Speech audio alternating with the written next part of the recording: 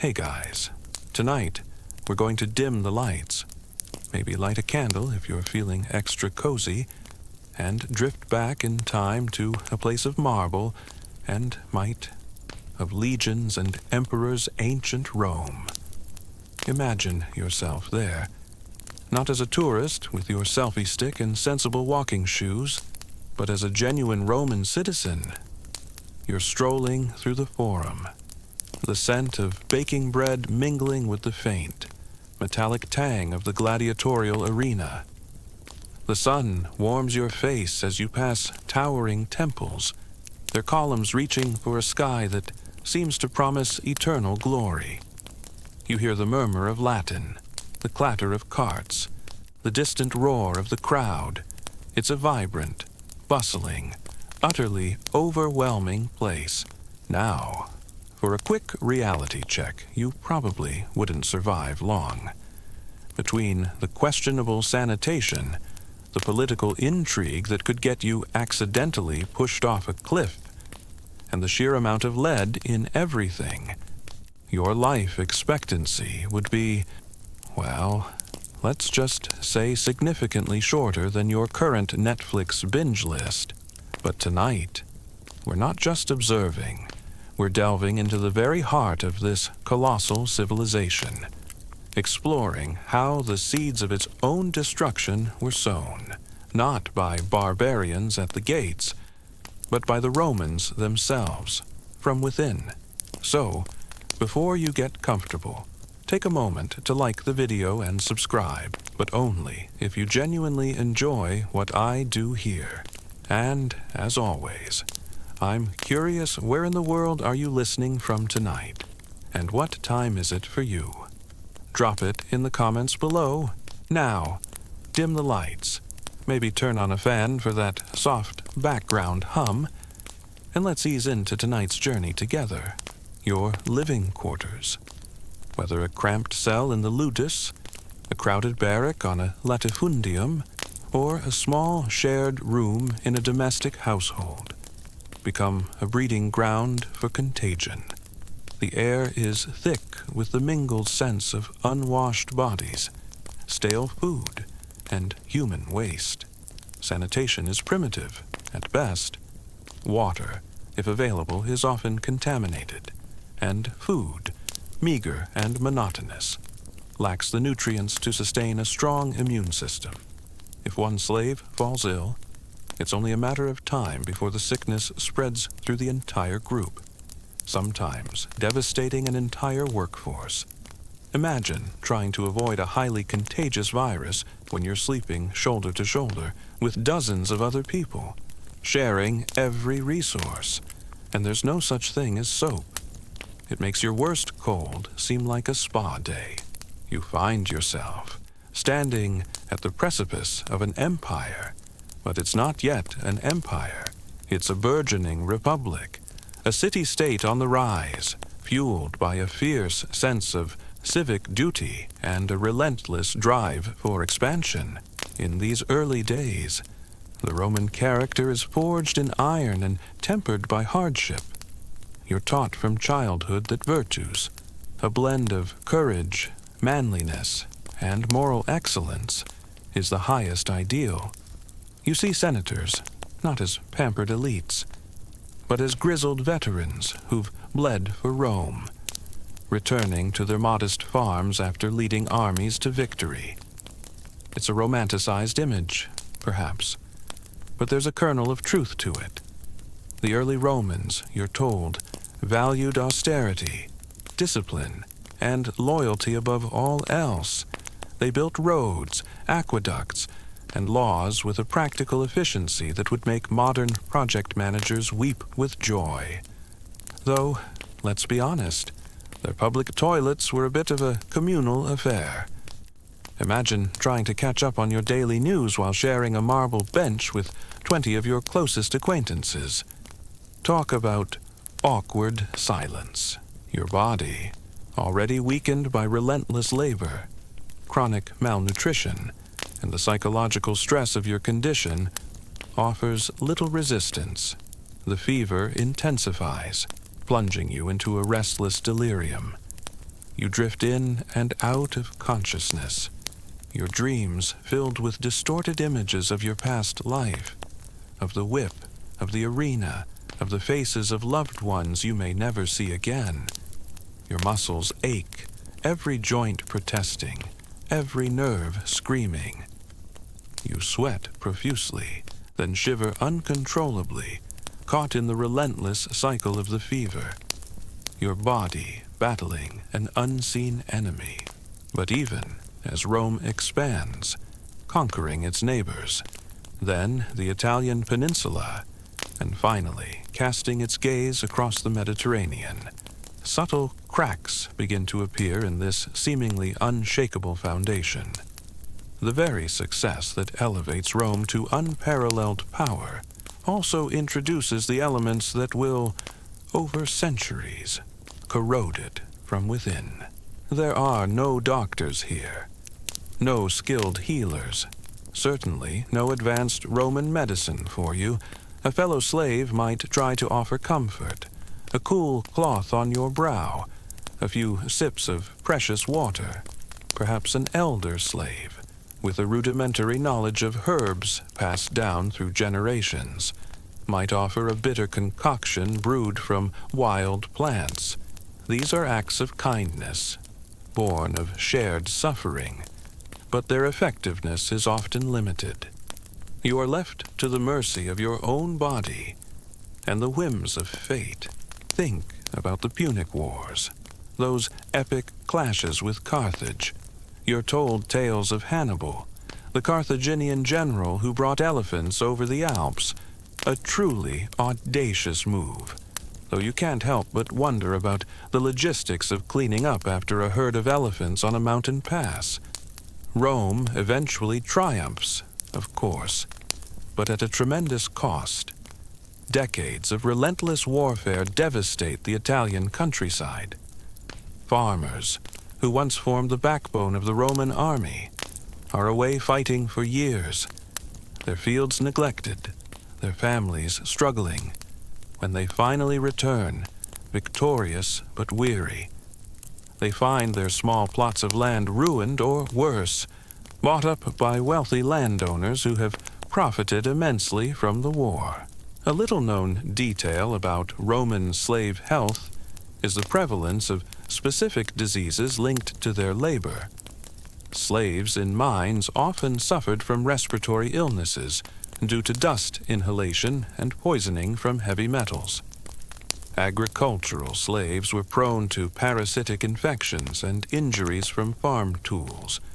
Domestic slaves, while sometimes better fed, were susceptible to diseases spread in close quarters and often suffered from stress-related ailments due to their constant vigilance and vulnerability.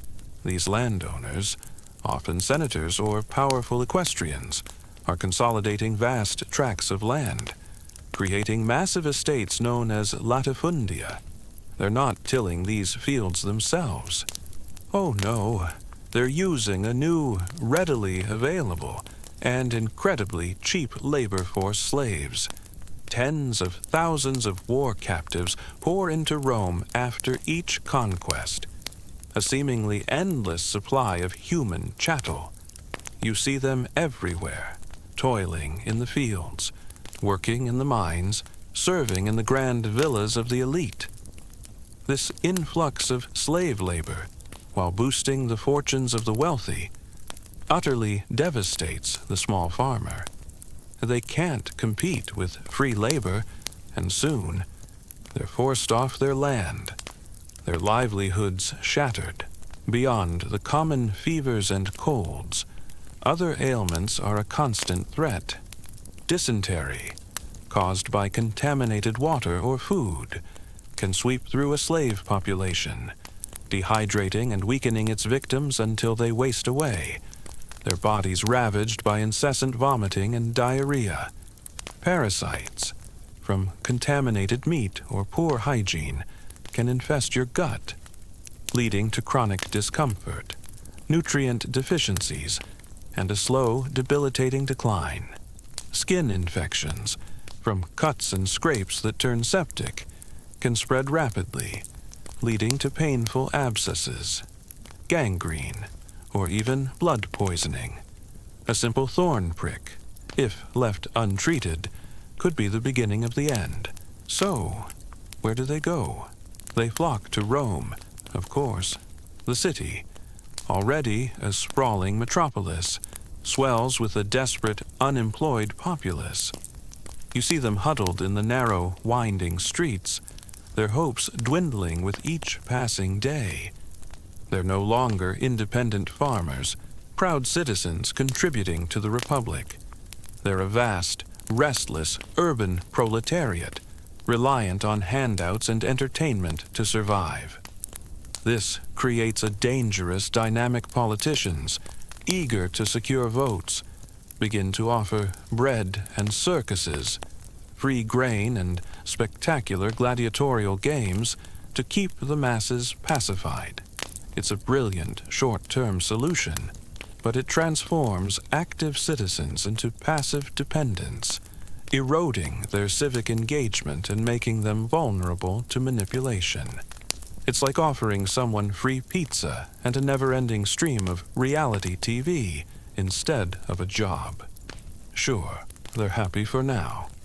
But what happens when the pizza runs out?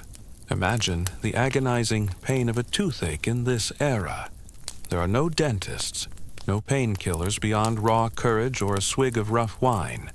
A decaying tooth would simply rot, causing excruciating pain, until it either fell out or became so infected that it led to a more widespread illness, perhaps even a fatal abscess. You might try to pull it out yourself, or have a desperate friend attempt it with crude tools.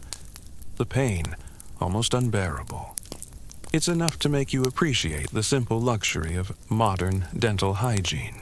The Gracchi brothers, Tiberius and Gaius, emerge from this turbulent period.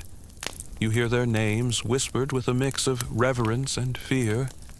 They're tribunes of the plebs, elected representatives of the common people, and they see the writing on the wall.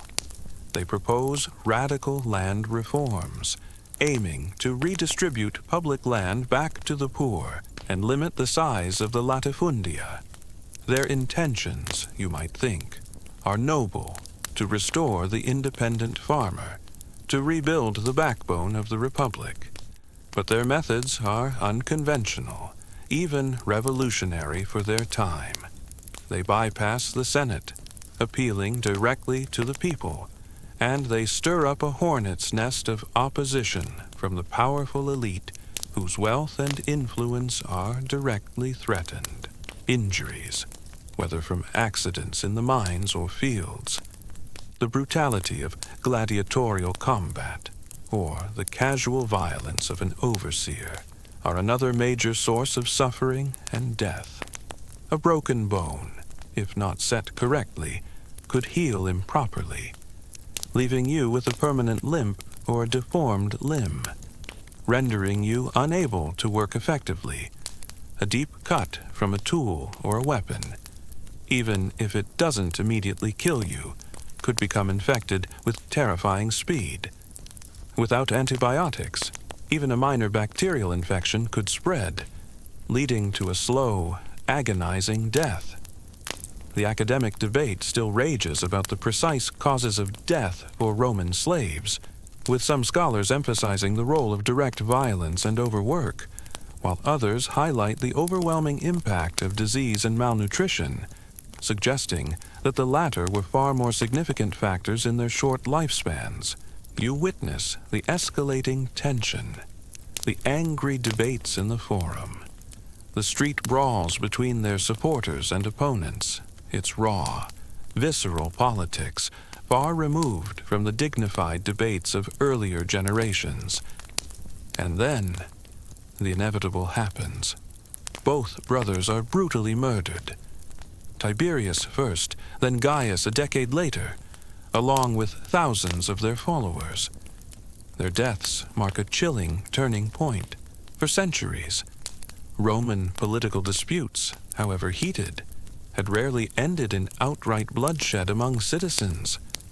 Now, The taboo is broken. Violence becomes a legitimate tool in the political arena, a dangerous precedent that will haunt Rome for centuries to come.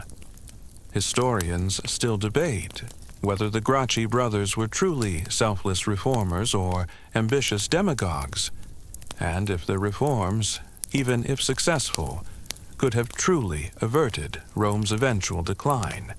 It's a question that echoes through the ages, a testament to the complex interplay of individual ambition and societal forces. Childbirth is a perilous journey for both mother and child, particularly for enslaved women. Without proper medical care, complications are common, and both infant and maternal mortality rates are tragically high. You witness mothers struggle and sometimes succumb, leaving behind grieving families and orphaned children who immediately inherit their mother's enslaved status. You see infants, born frail or prematurely, fight for their lives in the harsh environment of the barracks or slave quarters, often losing the battle within days or weeks. The joy of a new birth is always tempered by the knowledge of how fragile life truly is, and how little control you have over the fate of your offspring. As the Republic continues its uneasy expansion, another crucial shift occurs, one that fundamentally alters the nature of the Roman army. For most of its history, Rome's legions were composed of citizen soldiers, men who owned land, served for a few years, and then returned to their farms. Their loyalty was to Rome, to the Republic, to the very soil they defended. But with the agrarian crisis, fewer and fewer citizens meet the property qualifications for military service. The pool of eligible recruits shrinks, even as the demands of a growing empire increase. The constant exposure to the elements, whether the scorching sun in the fields or the damp cold of the mines, takes a severe toll on your body. Sunstroke, hypothermia, and chronic respiratory issues are common, slowly eroding your health and making you more susceptible to other illnesses. Your body is a machine, constantly pushed beyond its limits, with little opportunity for recovery or repair. Enter Gaius Marius, a brilliant general, but also a shrewd politician. You hear tales of his military genius, his ability to turn raw recruits into disciplined fighting machines. But his most significant reform, the one that will have profound and unforeseen consequences, is opening the army to the landless poor. These men, with nothing to lose and everything to gain, flock to his banners. Marius provides them with equipment, training, and, most importantly, the promise of land and a pension upon their discharge. Mental health, while not understood in the same terms as today, was undoubtedly impacted by the harsh realities of your life. The constant stress of servitude, the trauma of violence and exploitation, the loss of loved ones, the gnawing fear of punishment and death. These would have taken a heavy toll on your mind. There were no therapists, no support groups. You relied on the resilience of your spirit, the comfort of shared suffering with fellow slaves, and perhaps the solace of your own inner thoughts. But for many, the burden would have been overwhelming, leading to profound despair, madness, or a quiet, internal surrender. This creates a professional army, a standing force loyal not to the Republic, but to the general who pays them, who leads them to victory, and who will ensure their future.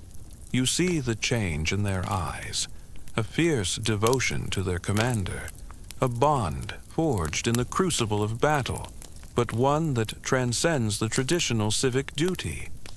This new army is incredibly effective on the battlefield, conquering vast territories and securing Rome's dominance.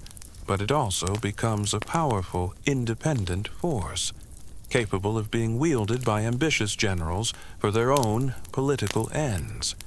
The legions are no longer simply instruments of the state. They are now potential kingmakers. Their swords pointed not just at foreign enemies, but at Rome itself.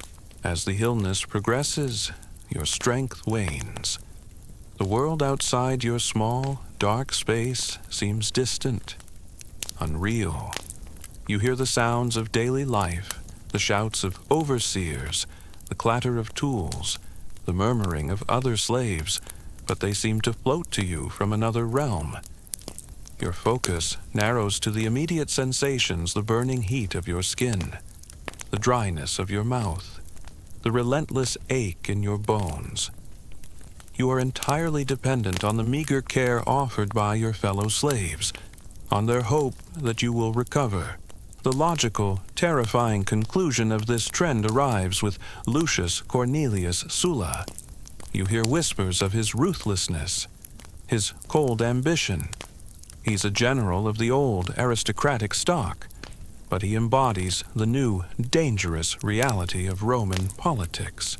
When he feels his power threatened, he does the unthinkable. He marches his legions on Rome, not on a foreign enemy, not on a rebellious province, but on the sacred city itself, twice. The streets of Rome run red with blood as Sulla purges his enemies, issuing prescriptions, lists of citizens declared outlaws, their property confiscated, their lives forfeit. You see the terror in people's eyes as they scan the public notices, praying their name isn't on the list, knowing that anyone can accuse anyone else for personal gain. It's a chilling demonstration of unchecked power, a stark warning of what happens when the military becomes a personal army. The rule of law, already strained, now buckles under the weight of a general's ambition. Sometimes the illness breaks. The fever recedes, the pain lessens, and you slowly begin to regain your strength. The first sip of clear, cold water feels like a miracle. The first solid food, though bland, tastes like a feast. You emerge from the shadow of sickness, weakened but alive, with a renewed appreciation for the simple act of breathing without pain. This recovery, however, is often slow and arduous, leaving you vulnerable to relapse or other complications, and your body permanently scarred by the ordeal. You are never truly well again, merely less ill. This era also sees an explosion of wealth and luxury among the Roman elite, a stark contrast to the growing poverty of the masses. You walk past the villas of the rich, their gardens overflowing with exotic plants, their dining rooms filled with the sounds of lavish banquets. Imagine a Roman dinner party, peacock's tongues, dormice stuffed with nuts, and wine so old it probably tasted like vinegar. But it was expensive vinegar. And don't even get me started on the fermented fish sauce, garum. It was their ketchup, but with a scent that could clear a stadium. You'd probably need a nose plug just to walk by a garum factory. This conspicuous consumption isn't just about comfort. It's a display of power, a way to flaunt one's status in a society increasingly defined by wealth. But sometimes the illness wins. You feel your breath growing shallow, your heart slowing. The faces of your fellow slaves, their eyes filled with a shared understanding of your fate, blur. Their voices fade into a distant hum. The pain recedes, replaced by a profound sense of peace, a release from the constant suffering. Your journey ends not in a glorious rebellion, but quietly in the squalid confines of your slave quarters, surrounded by those who shared your terrible fate. Your body, once property, now returns to the earth, unmourned by your masters, perhaps remembered only by the few who shared your chains. The traditional Roman values of austerity and moderation begin to erode. You see young aristocrats more interested in Greek philosophy and elaborate dinner parties than in military service or public office. While intellectual pursuits are admirable, the shift in priorities signals a deeper change. The old Roman character, forged in simplicity and civic duty, is slowly being replaced by a culture of indulgence and self-interest. New cults and foreign influences, once seen as curiosities, begin to gain traction, further diversifying and sometimes diluting the traditional Roman religious and moral framework. It's not a sudden collapse, but a gradual, almost imperceptible softening of the moral fiber, like a grand old building slowly succumbing to the relentless creep of ivy, its foundations weakened brick by brick. Your death, like your life, is largely invisible to the grand narrative of Rome. There are no elaborate funerals, no grand tombs, no public mourning. Your body might be disposed of in a common burial pit, or simply left where it falls, another anonymous casualty of the system. Your existence, in death as in life, is largely forgotten by the wider society, a stark contrast to the elaborate memorials erected for Roman citizens. As the Republic stumbles through these tumultuous centuries, transitioning from a city-state to a dominant power, you notice a palpable shift in the very air you breathe. It's no longer just the scent of bread and gladiatorial sweat. Now, there's an undeniable aroma of something else, something intoxicating and dangerous wealth. Vast, unimaginable sums of gold, silver, and plunder pour into Rome from its conquered provinces. The coffers of the state swell, but more significantly, the pockets of the elite become impossibly deep. This isn't just about having enough to live comfortably. It's about accumulating fortunes that would make modern billionaires blush.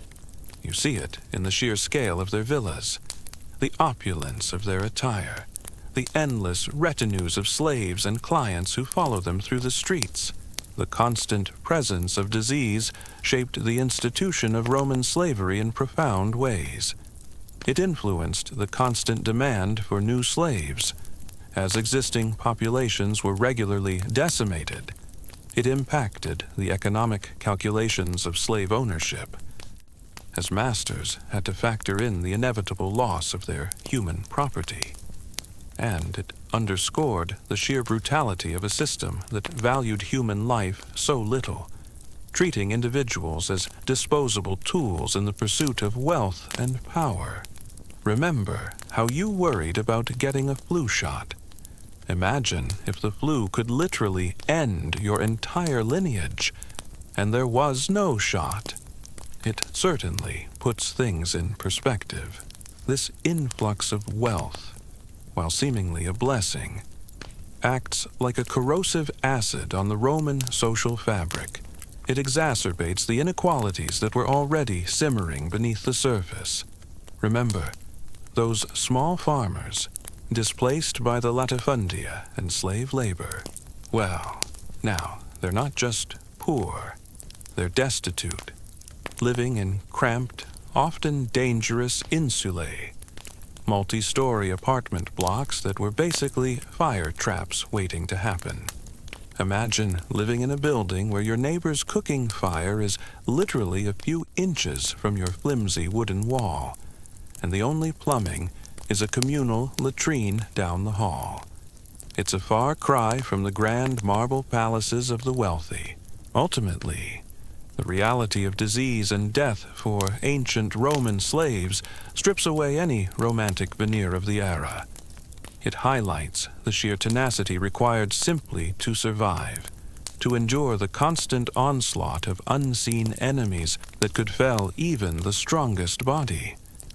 Your life, then, is not just a tale of labor and exploitation, but a testament to the human spirit's capacity to persevere in the face of relentless suffering and the ever-present shadow of an early, often painful, death. The gap between the honestiores, the respectable ones, the elite, and the humiliores, the humble ones. The common folk widens into a chasm. The rich get richer, and the poor, well, they get more desperate. This isn't just about money, it's about access, influence, and justice. If you're wealthy, you can bribe officials, hire the best lawyers, and essentially buy your way out of trouble. If you're poor, you're at the mercy of a system that increasingly favors the powerful. You see it in the courts, where a rich man accused of a crime might get a slap on the wrist, while a poor man might face severe punishment for a minor transgression. It's a system where the scales of justice are heavily weighted by the glint of gold. You've felt the insidious creep of moral decay, the slow erosion of Roman virtue, and the seductive pull of distraction.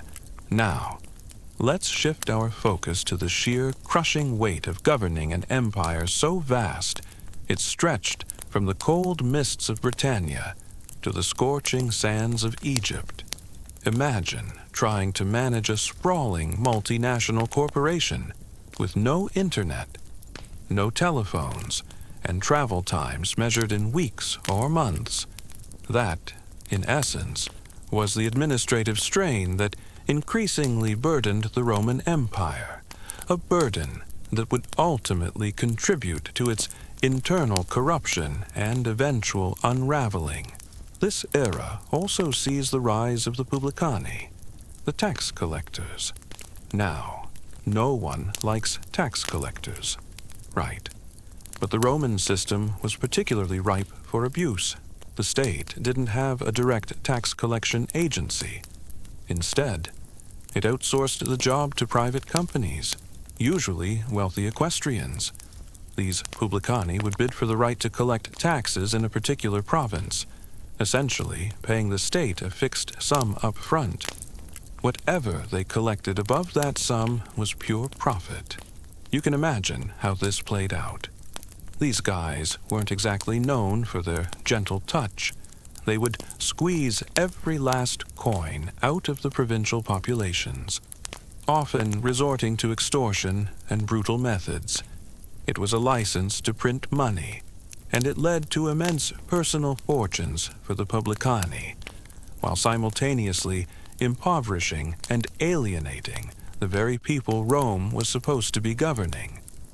It's like giving a private company the right to collect all the parking fines in a city, and letting them keep everything over a certain amount. You can bet those tickets would start piling up faster than a Roman legion on a forced march from the bustling streets of Rome. The emperor and his advisors tried to control a dominion that encompassed dozens of distinct cultures, hundreds of cities, and millions of people. Every decision, every decree, every tax policy had to be communicated, implemented, and enforced across vast distances. This required an enormous bureaucracy, a labyrinthine network of officials, clerks, and administrators, all tasked with keeping the imperial machinery grinding. And with every layer of bureaucracy, you find another opportunity for inefficiency, for delay, and, inevitably, for corruption. The corruption wasn't just financial. It permeated the very fabric of Roman society. Public office, once a duty, became a stepping stone to personal enrichment. You see ambitious men spending vast sums on lavish public games or grand building projects, not out of genuine civic spirit, but to curry favor with the populace and secure votes. Once in office, they would use their position to secure lucrative contracts, accept bribes, or exploit their provincial governorships for personal gain. The temptation was immense. a governor, far from Rome, had almost absolute power in his province. He could demand gifts, extort money, and generally treat the local population as his personal piggy bank. While some governors were honest, many succumbed to the allure of easy money. Think about the sheer scale of information flow. Orders from Rome would travel by messenger, by ship, or by military dispatch. A simple instruction could take weeks to reach a distant province, and a response even longer. This meant that local governors and military commanders often had immense autonomy. Far from the emperor's watchful eye, they could interpret laws as they saw fit, enrich themselves through various schemes, and even engage in petty wars with neighboring tribes or provinces without immediate oversight. It was a recipe for abuse of power. A common historical fact is that many provincial governors became incredibly wealthy during their terms, often through means that were, at best, questionable, and at worst, outright illegal. They were essentially mini-emperors in their own domains, often with little accountability. This system of patronage and bribery became so entrenched that it was almost impossible to escape. If you wanted to advance in Roman society, you needed patrons, powerful individuals who could open doors for you, support your political ambitions, or offer you lucrative opportunities. In return, you owed them loyalty and service. It created a complex web of obligations and favors, where personal connections often trumped merit or justice.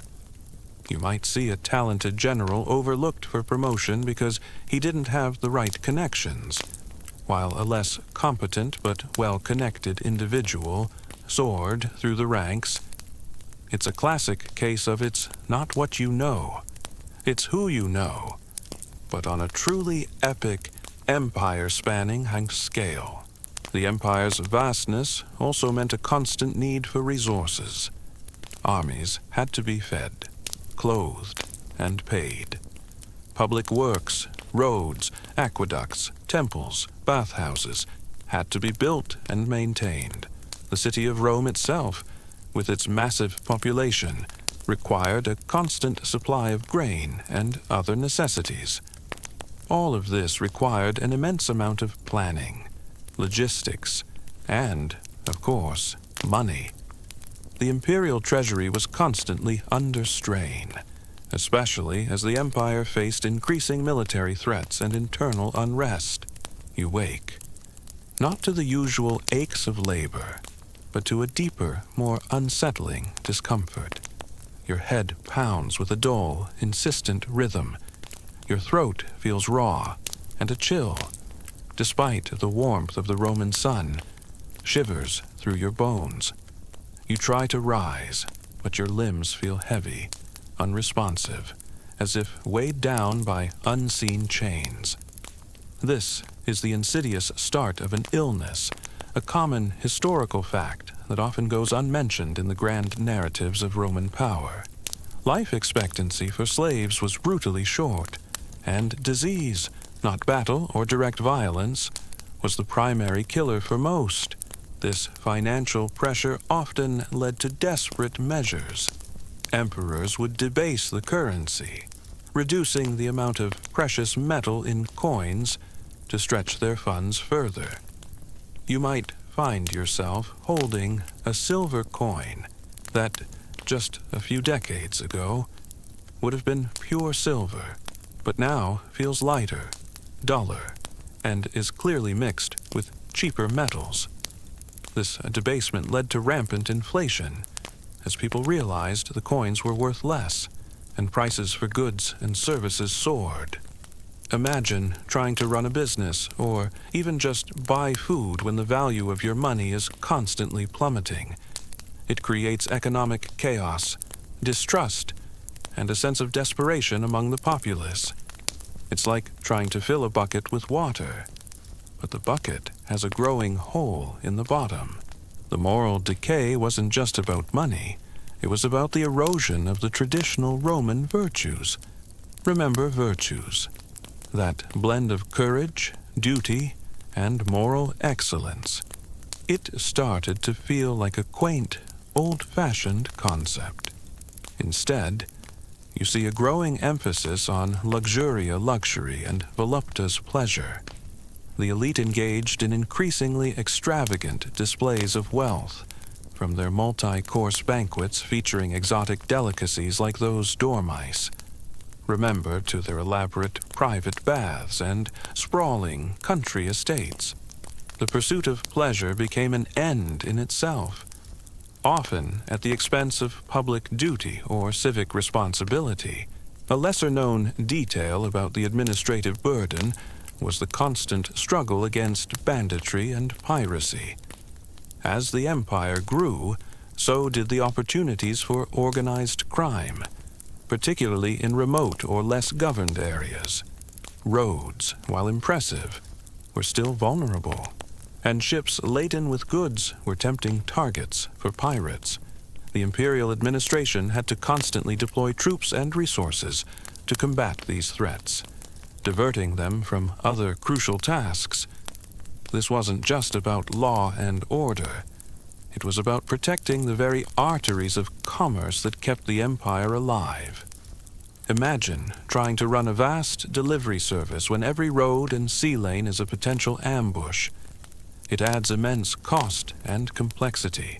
This shift is perhaps best exemplified by the rise of figures like Lucullus, a general who became more famous for his extravagant banquets than for his military victories. You hear stories of his dining rooms, where the cost of a single meal could bankrupt a small family.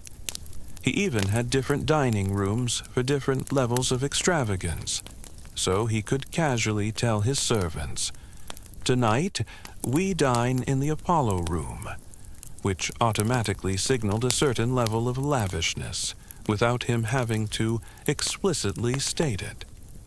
It's the ancient Roman equivalent of saying, "Let's go to that fancy restaurant where the appetizers cost more than my rent." The sheer diversity of the empire also presented an administrative challenge. Rome ruled over peoples with different languages, customs, legal traditions, and religious beliefs. While generally tolerant, the central administration often struggled to understand and effectively govern these diverse populations. This could lead to misunderstandings, resentment, and even rebellion. Maintaining peace and order required constant vigilance and, often, military intervention, further straining resources. The institution of slavery, while a cornerstone of the Roman economy, also contributed to this moral erosion. While it provided cheap labor and allowed the elite to pursue leisure, it also fostered a culture of cruelty and dehumanization. You see slaves treated as mere property, subject to the whims of their masters, with little to no legal protection. The casual brutality of the system, from the harsh conditions in the mines to the gladiatorial games where lives were sacrificed for entertainment, desensitized the Roman populace to suffering. It's hard to maintain a strong moral compass when a significant portion of your society is built on the systematic oppression of others. The system of taxation, while necessary, also became a major source of corruption and resentment. Remember the publicani, those private tax collectors.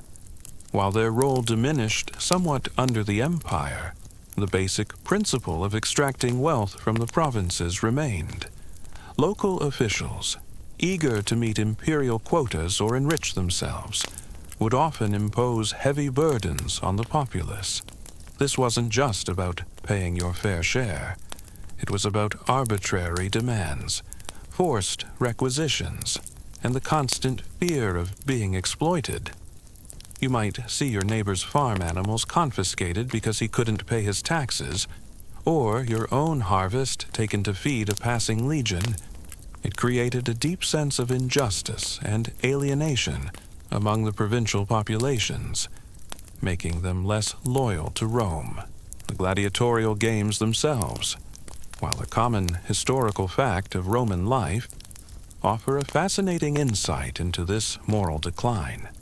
What started as funerary rites, a way to honor the dead, evolved into massive spectacles designed to entertain the masses and distract them from their grievances. You sit in the Colosseum, the roar of the crowd deafening, the smell of blood and dust thick in the air. You watch men fight to the death, or exotic animals torn apart, and the crowd cheers. It's a brutal, visceral form of entertainment, and it speaks volumes about a society that found such spectacles appealing. It also served a political purpose by providing free entertainment. The emperors kept the urban poor pacified, diverting their attention from the systemic issues that plagued their lives. It's the ultimate reality TV show, but with much higher stakes and no commercial breaks. Historians still debate whether the administrative complexity of the Roman Empire was inherently unsustainable, or if it was the pervasive corruption within that administration that ultimately made it unmanageable. Was the empire simply too big to govern effectively, or did its own internal rot prevent it from adapting to its immense scale? It's a question that highlights the interplay between structural challenges and human failings. A lesser-known detail about Roman corruption involves the practice of peculium, while slaves were property. Some masters would allow their slaves to manage a peculium, a small fund or business from which they could eventually buy their freedom. This seems like a benevolent act, but it also created a perverse incentive for masters to exploit their slaves' entrepreneurial spirit, and for slaves to engage in sometimes illicit activities to accumulate enough money for their freedom. It highlights the complex and often contradictory nature of Roman society, where even a glimmer of opportunity could be intertwined with exploitation. The imperial postal service, the cursus publicus, was a marvel of ancient logistics, allowing messages and officials to travel rapidly across the empire. It was a vital tool for administration and military command. However, it was also prone to abuse. Officials would sometimes use it for personal travel or to transport private goods, diverting resources and delaying official dispatches.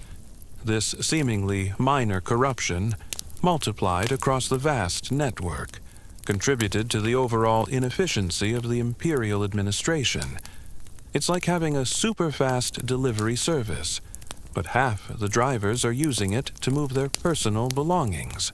The sheer scale of Roman public works, while impressive, also provided ample opportunities for graft and corruption. Imagine the contracts for building a new aqueduct or a grand temple. These were massive undertakings, involving vast sums of money and resources. You can almost hear the whispers of backroom deals, the subtle exchanges of favors, the inflated costs, and the shoddy materials used to cut corners and line pockets.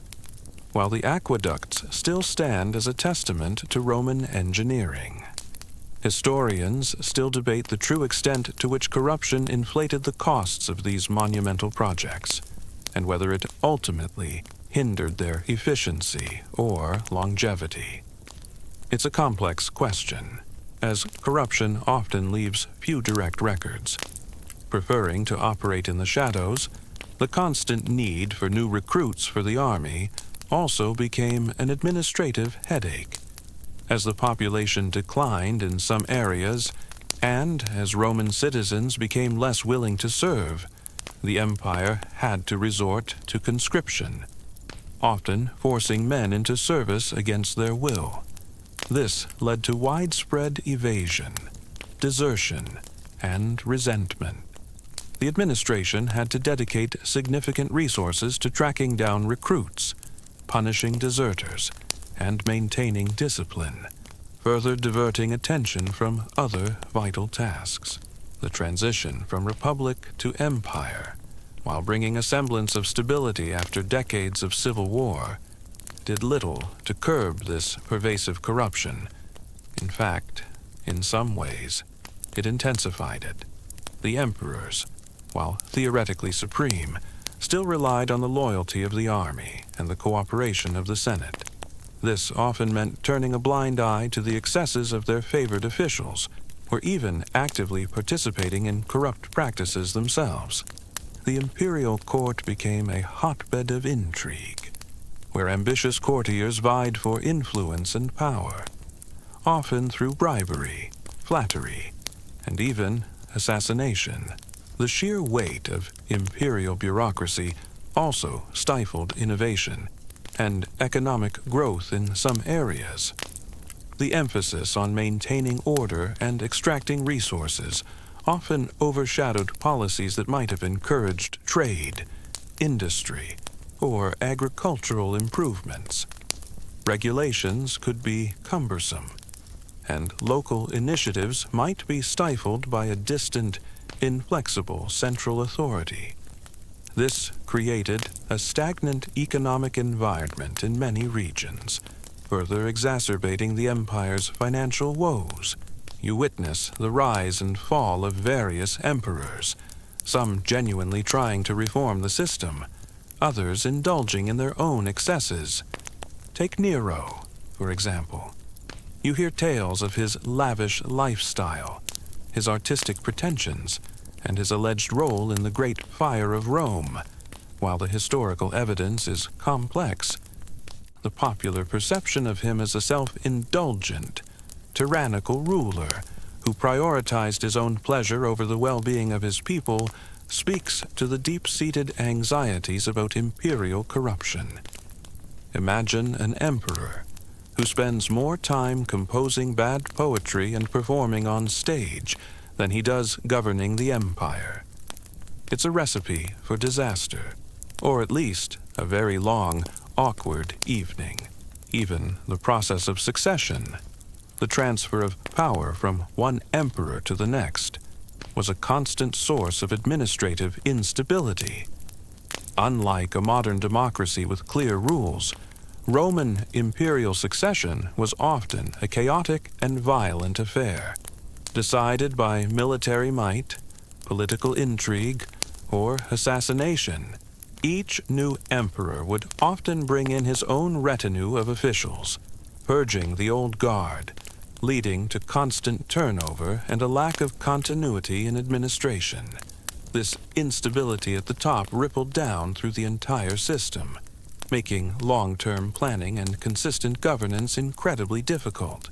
The sheer size of the empire also made effective oversight incredibly difficult.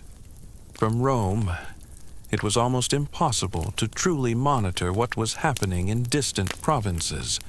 Governors, often with vast military forces at their disposal, could act with near impunity. Complaints from provincial populations often went unheard or were dismissed by a distant, indifferent central authority. This lack of accountability further fueled the cycle of exploitation and corruption, creating a system where those in power could enrich themselves at the expense of the governed. The vastness of the empire also meant that Rome was constantly fighting on multiple frontiers, from the Germanic tribes in the north to the Sassanid Persians in the east. Each frontier required significant military deployment, constant vigilance, and immense financial investment. This multi-front war drained the empire's resources and manpower, leaving less for internal development or economic stability. It was like trying to put out a dozen fires simultaneously, while your house is also slowly crumbling from within. The Roman legal system, while sophisticated for its time, also became a tool for the wealthy and powerful. Laws could be interpreted in their favor, loopholes exploited, and justice delayed or denied for those without the means to navigate its complexities. You might see a powerful senator escape punishment for a crime that would send a common citizen to the mines. This erosion of the rule of law, this sense that justice was not blind, but rather wore a toga lined with gold, further undermined public trust in the institutions of the state. When people lose faith in the fairness of the system, it creates a fertile ground for resentment and instability. The administrative burden of the Roman Empire was not just a matter of size. It was exacerbated by the pervasive corruption that permeated every level of its vast bureaucracy. From the highest provincial governor to the lowest clerk, opportunities for personal gain were exploited, leading to inefficiency, injustice, and a deep sense of resentment among the governed. This heavy burden, this constant struggle to manage an ever-expanding and increasingly corrupt system, contributed significantly to the empire's internal decay, weakening its ability to respond effectively to the external threats that would eventually overwhelm it. The weight of its own success, combined with the rot within, proved to be an unsustainable combination. You've seen how wealth and the changing nature of the army began to fray the edges of the Roman Republic, turning once proud citizens into a restless urban mass and loyal soldiers into personal armies. Now, let's turn our gaze to the very heart of Roman power, the institution that, for centuries, had symbolized its wisdom and stability, the Senate. Imagine yourself walking through the Curia Hostilia, the ancient Senate house, the air thick with the scent of old parchment and ambition. You see rows of distinguished men, their togas draped elegantly, their faces etched with the lines of power and privilege. These are the patres, the fathers of Rome, the guardians of its traditions and laws, or so they claim. You've seen the administrative machinery of Rome groan under its own immense weight, its gears grinding with inefficiency and the rust of corruption. Now, let's zoom in on one of the most direct and painful points of contact between the vast, impersonal empire and its individual citizens, the taxman. Imagine the dread that washes over you when you hear the familiar knock on your door, or see the stern face of an imperial official approaching your farm. You know what they want. They want your money, your grain, your labor, and they will take it, one way or another. This is the story of how oppressive taxation, exacerbated by corruption and an ever-increasing need for funds, slowly strangled the common citizen, squeezing the life out of the very people who were supposed to be the empire's strength. In theory, the Roman Senate was a venerable body, composed of experienced statesmen, former magistrates, and wise elders who guided the republic with their collective wisdom. They debated laws, advised consuls, managed foreign policy, and oversaw the state's finances. It was a place where reasoned argument and civic duty were supposed to prevail.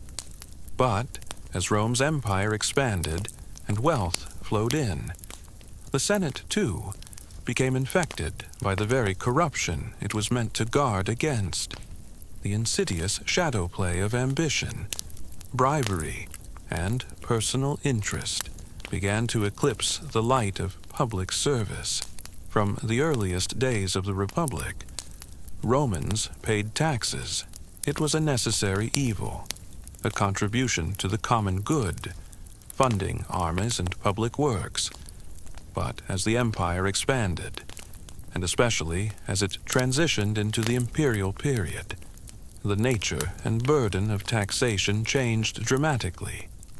The sheer scale of the empire, the constant need to fund legions, maintain vast infrastructure, and provide those bread and circuses in Rome meant that the imperial treasury was always hungry, always demanding more.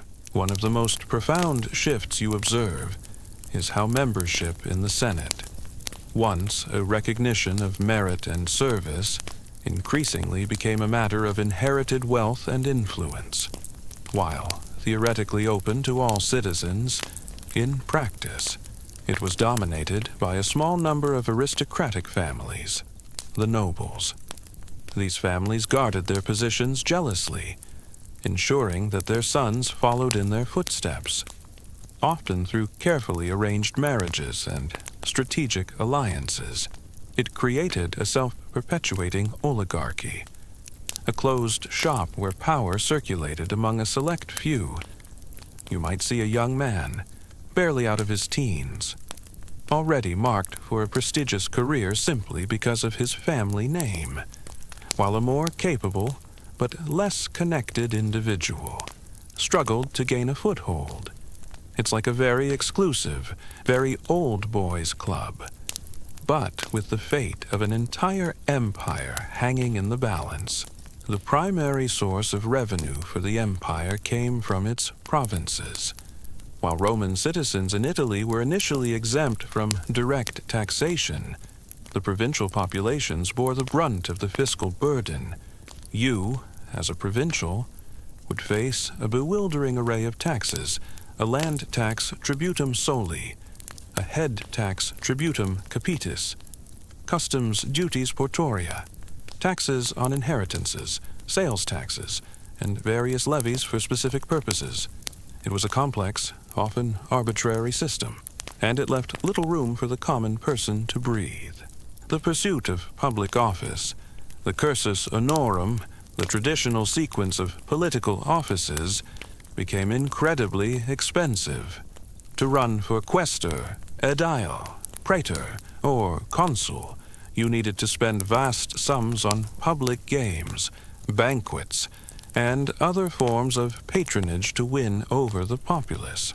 Remember those bread and circuses we talked about? Well, the senators were the ones footing the bill, or at least a significant portion of it. This meant that only the already wealthy could afford to enter politics, and once they were in office, the temptation to recoup their investment, and then some, was immense. It was a vicious cycle. You spent a fortune to get into office, then used your office to make a fortune, which you then used to fund your next political campaign. A common historical fact is that the Roman census, conducted regularly, was not just for counting people. It was primarily for assessing taxable property and individuals. You would have to declare your land, your livestock, your slaves, and your family members to the imperial officials. This information would then be used to determine your tax burden. While seemingly organized, this process was often ripe for abuse. Officials could undervalue or overvalue property, accept bribes to reduce assessments, or simply demand more than was legally due. Bribery became an open secret, a pervasive element of Roman political life. You hear whispers of senators accepting gifts in exchange for their votes on legislation, their influence in court cases, or their support for a particular candidate. It wasn't always a direct cash payment. Sometimes it was a lavish banquet, a valuable piece of property, or a promise of future favors.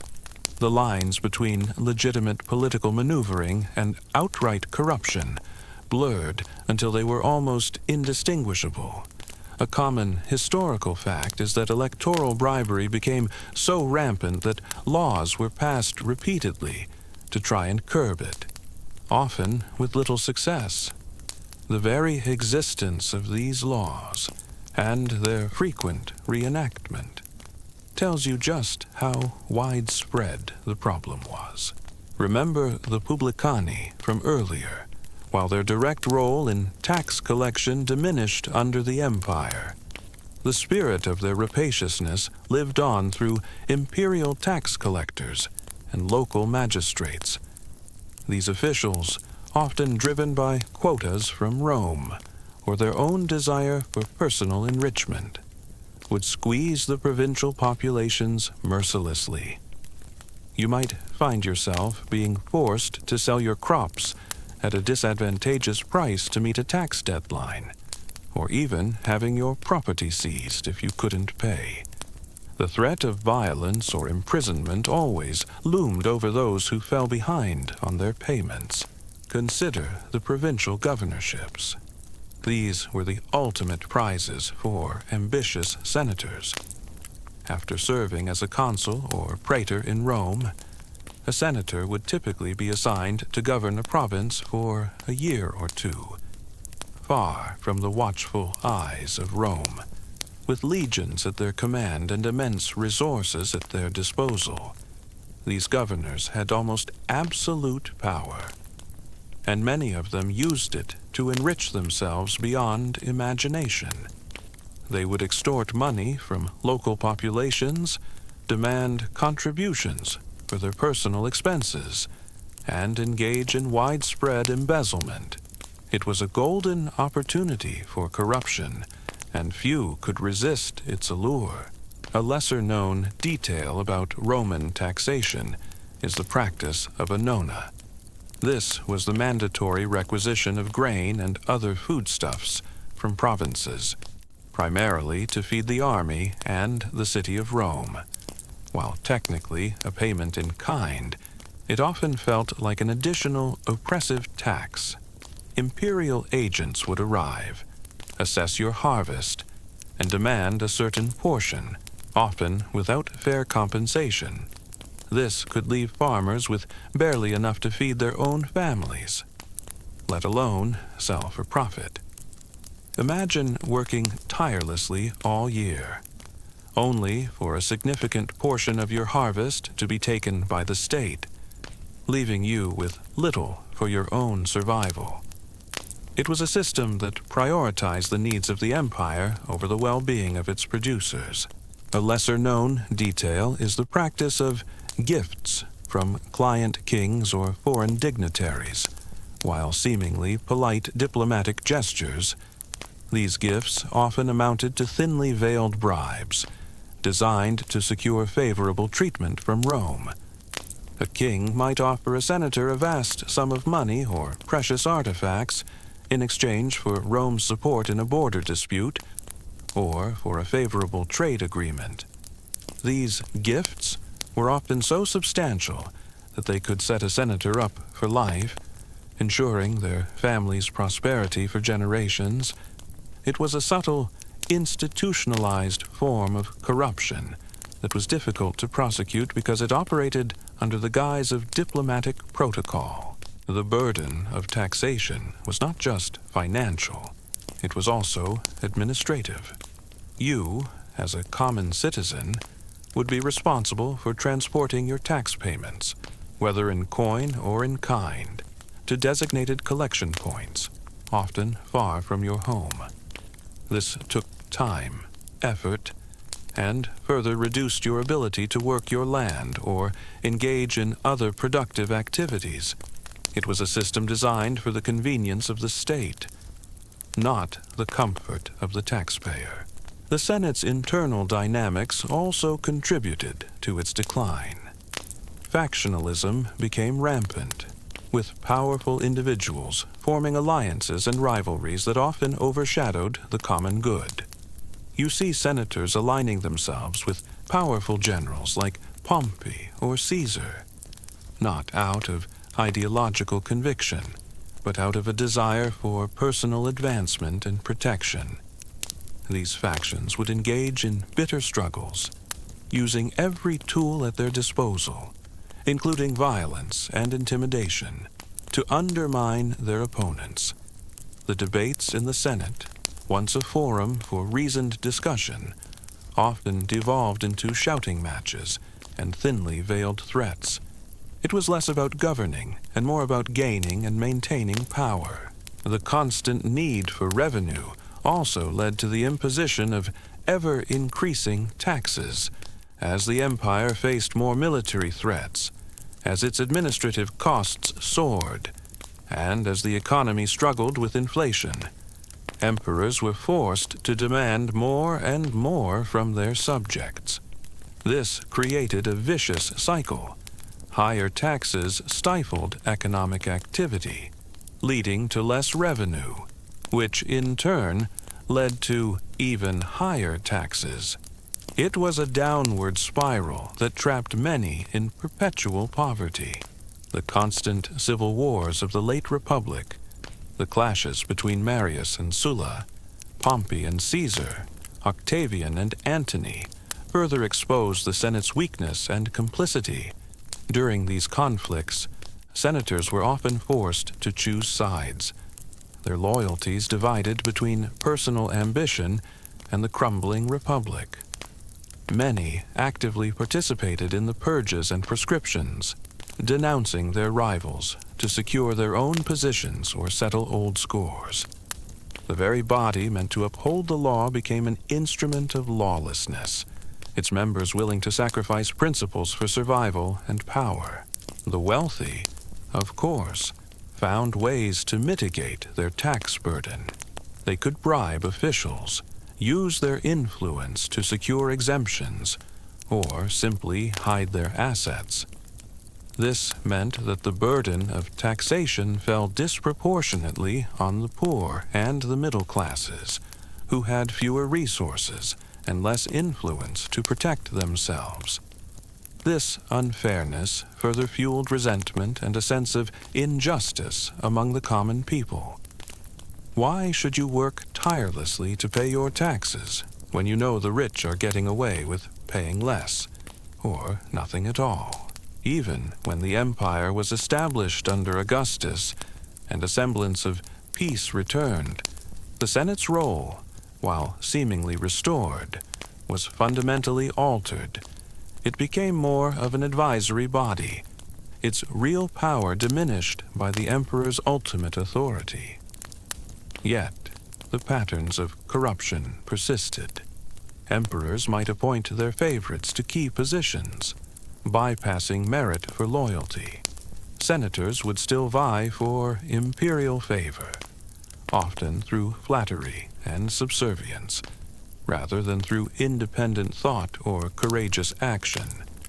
The Senate became a stage for political theater, where the real decisions were made behind closed doors in the imperial palace. Historians still debate whether the Roman tax system was inherently exploitative, or if its oppressive nature was primarily a result of the widespread corruption within the imperial administration. Was the system designed to crush the common citizen, or was it simply a necessary, albeit flawed, mechanism that was corrupted by human greed?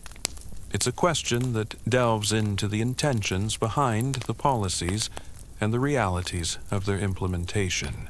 Historians still debate whether the pervasive corruption within the Senate was a symptom or a primary cause of Rome's decline. Was it an inevitable consequence of an expanding empire and vast wealth? Or did the Senate's failure to uphold its own ideals actively accelerate the decay? It's a chicken and egg question that underscores the complex interplay of economic, social, and political factors.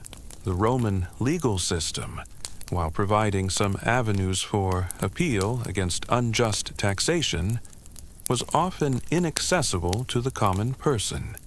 Taking a powerful tax collector or imperial official to court was an expensive, time-consuming, and often futile endeavor. The scales of justice, as we've discussed, were often tipped in favor of the powerful, leaving the poor with little recourse. This lack of effective legal protection against exploitation further exacerbated the problem of oppressive taxation. The Roman legal system, while a monumental achievement, also became a tool for the corrupt. Laws could be interpreted, bent, or simply ignored by powerful individuals. You might see a wealthy senator accused of extortion in a province, only to have the case drag on for years, eventually dismissed due to lack of evidence or because key witnesses mysteriously disappeared. Justice for the common person was often elusive when confronting a powerful opponent. The courts, meant to be bastions of fairness, became another arena where influence and money could sway the outcome. The economic consequences of this heavy tax burden were profound. Many small farmers, unable to meet their tax obligations or compete with the large, slave-run latifundia, were forced off their land. They either became tenant farmers, paying a portion of their harvest to a wealthy landowner, or they migrated to the cities, joining the ranks of the urban poor. This led to a decline in agricultural productivity in some areas, as land lay fallow or was less efficiently managed. It also created a massive dispossessed population, reliant on imperial handouts and ripe for unrest, the very concept of Roman citizenship. Once a badge of honor and a source of rights, also became diluted and, in some ways, commodified. While the expansion of citizenship to more people across the empire was a progressive step, it also meant that the deep, personal connection to Rome that characterized the early republic began to wane. With citizenship came certain privileges, and these privileges could be bought or granted for political reasons, rather than earned through service or genuine integration. This meant that the pool of citizens, theoretically the bedrock of the state, became less cohesive, less invested in the collective good, and more focused on individual gain. The Roman state, in its relentless pursuit of revenue, often failed to invest adequately in the very infrastructure that supported its tax base. Roads might be built for military purposes, but local irrigation systems or agricultural improvements might be neglected. This short-sightedness further hampered the ability of the provincial populations to generate wealth and, consequently, to pay their taxes. It was like a landlord constantly demanding rent, but refusing to fix the roof or provide basic amenities. Eventually, the tenants leave, and the property falls into disrepair. Think about the sheer amount of paperwork and bureaucracy involved in managing an empire of Rome's size. Every province, every city, every tax collection required records, officials, and administrators. And with every layer of bureaucracy came another opportunity for corruption. A minor clerk could demand a small bribe to process a document quickly. A local magistrate could be swayed by a gift to look the other way. These small acts of corruption, multiplied across an entire empire, created a pervasive atmosphere of inefficiency and injustice. It was like a giant, ancient version of a government agency, with too many forms and too many hands in the cookie jar. The constant pressure of taxation also led to a decline in local self-governance. Many cities and towns, once vibrant centers of civic life, found themselves increasingly burdened by imperial demands. Local magistrates were often responsible for collecting imperial taxes, and they would be held personally liable if they failed to meet their quotas. This turned them into agents of the imperial state, rather than representatives of their own communities, further eroding local autonomy and civic spirit. Even the public religious offices, once held by respected citizens, became intertwined with political ambition. Being a pontifex or an augur conferred prestige and influence, and these positions were often sought after for their political rather than their spiritual benefits. You might see a politician using his religious office to delay a vote he didn't like by claiming unfavorable omens, or to legitimize a controversial action by declaring divine approval. It was a subtle but effective way to manipulate public opinion and exert power, blurring the lines between the sacred and the profane. The psychological impact of oppressive taxation should not be underestimated. Imagine living under the constant threat of confiscation, the perpetual anxiety of not knowing if you'll be able to meet the next demand. This fostered a sense of hopelessness, a feeling that no matter how hard you worked, you would never get ahead. It led to widespread evasion, corruption, and a deep-seated resentment towards the imperial government. When people feel that the system is rigged against them, their loyalty and willingness to contribute inevitably wane. The Senate, once the symbol of Roman resilience and wisdom, gradually transformed into a body riddled with self-interest and internal strife. Its members, driven by personal gain and factional loyalties, often prioritize their own enrichment and power over the welfare of the Republic or the Empire. This internal decay, this insidious shadow play of corruption, weakened Rome from within, making it increasingly vulnerable to the external pressures that would eventually contribute to its downfall. The very pillars of its strength were slowly hollowed out, leaving behind a grand facade that belied the rot within. Even the Roman legions, supposedly the protectors of the empire, sometimes contributed to the tax burden. While stationed in provinces, they often demanded supplies and requisitions from local populations, sometimes without proper payment or compensation.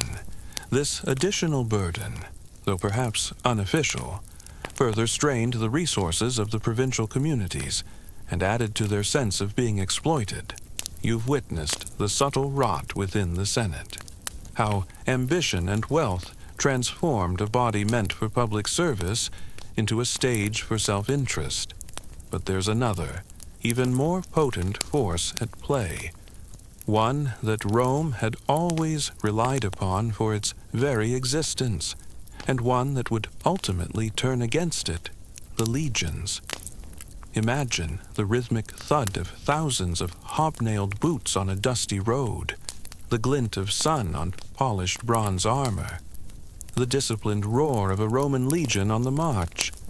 For centuries, these were the ultimate symbols of Roman power, the iron fist that forged an empire. Their loyalty was unquestioning, their discipline legendary, their courage unwavering.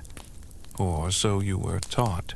The decline of trade and commerce in some regions was also a consequence of high taxation. Customs duties and various levies made it more expensive to transport goods, stifling interprovincial trade and hindering economic growth. Merchants might choose to operate in areas with lower taxes, or simply reduce their activities, leading to economic stagnation and a further reduction in imperial revenue. It was a self-defeating cycle, where the very act of trying to extract more wealth ended up reducing the overall economic pie. But as Rome's internal corruption deepened, so too did the nature of its military. Remember how Gaius Marius reformed the army, opening its ranks to the landless poor. This was a necessary step to maintain Rome's military strength in an expanding empire, but it had profound, unforeseen consequences. These new soldiers, no longer tied to their farms, became professional warriors. Their career was the army. Their livelihood depended on it, and their loyalty, increasingly, shifted from the abstract concept of the Republic to the concrete figure of their general. The administrative burden of collecting taxes, especially in a vast and diverse empire, was immense. The imperial bureaucracy dedicated significant resources to this task, employing thousands of officials and clerks. This was a costly endeavor, and it diverted resources from other crucial areas. The system became increasingly complex and unwieldy, making it even more difficult to manage efficiently and to prevent corruption. This created a dangerous dynamic. Generals, ambitious and powerful, began to cultivate personal armies. They would promise their soldiers land, bonuses, and a secure future upon retirement, incentives that the state often struggled or refused to provide. So, when a general like Sulla, or later Pompey, or even more famously Julius Caesar, issued a command, his legions followed, not because the Senate decreed it, but because he decreed it. Their personal bond with their commander became stronger than their allegiance to Rome itself. It's like a sports team, where the players are more loyal to the coach than to the team's owner or the league. When the coach says jump, they jump, even if it means jumping ship. The oppressive nature of Roman taxation, exacerbated by widespread corruption and the empire's insatiable need for funds, slowly but surely strangled the common citizen. It impoverished populations, stifled economic growth, and fostered a deep sense of injustice and resentment.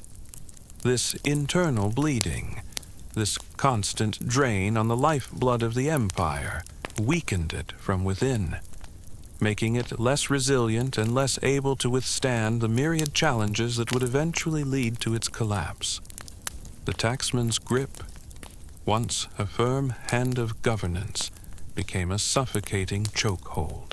This shift meant that military might, once the guarantor of Roman stability, became a tool for personal ambition. Instead of defending the Republic, legions were now used to settle political scores, to seize power, and to wage civil war. You've already seen Sulla march on Rome, but that was just the beginning. The late Republic became a bloody carousel of ambitious generals vying for supremacy, each backed by their fiercely loyal legions. You felt the suffocating grip of the taxman, the administrative burden, and the slow erosion of Roman virtue from within. Now, let's turn our attention outwards to the vast, often hostile frontiers of the Roman Empire. Imagine standing on Hadrian's Wall, the wind whipping around you, looking north into the cold, untamed lands of Caledonia, or picture yourself on the banks of the Rhine, peering into the dense, dark forests of Germania, where unseen tribes lurk. For centuries, Rome's borders were a testament to its strength, a line drawn in the sand against the chaos beyond. But as the empire weakened internally, these frontiers, once a source of security, became increasingly fragile, exploited by external threats that sensed and then preyed upon. Rome's growing vulnerabilities. Think about Julius Caesar. He's a common historical fact, a name whispered with awe and trepidation.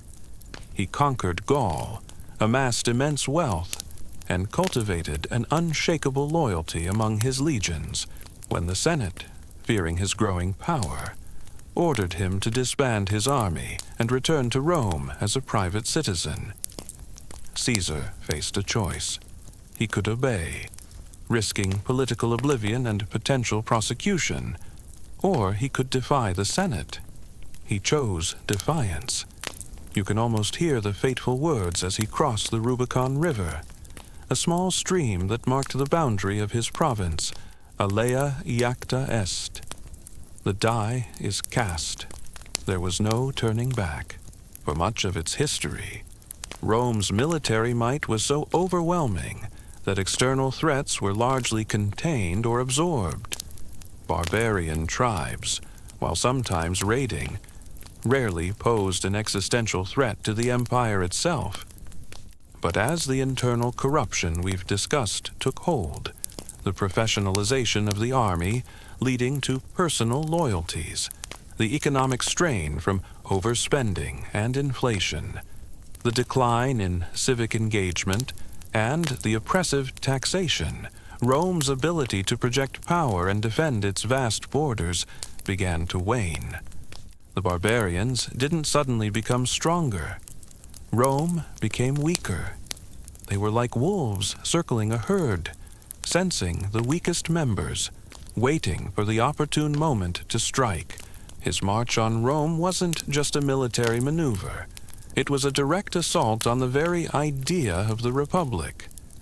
The Senate, once the supreme authority, found itself powerless against a general backed by battle-hardened legions who would follow him anywhere. The civil war that followed, pitting Caesar against Pompey and his senatorial allies, tore Rome apart. You see the devastation, the fear, the constant uncertainty as legions loyal to different commanders clash across the Roman world.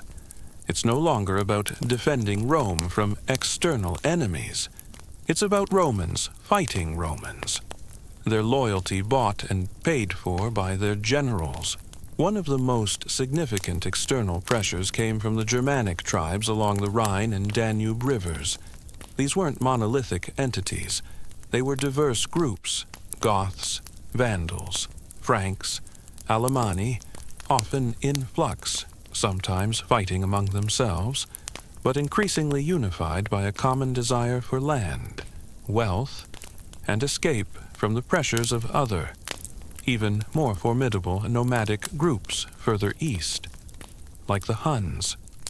A common historical fact is that the Huns, a fearsome nomadic people from Central Asia, pushed many Germanic tribes westward, creating a domino effect that put immense pressure on Rome's borders. Imagine a giant game of human dominoes, with Rome at the very end, about to topple. A lesser-known detail about this period is the concept of donativa. These were large cash payments or grants of land given to soldiers by their generals, often upon victory or at the beginning of a major campaign. While technically not illegal, they became a crucial tool for generals to secure and maintain the loyalty of their troops.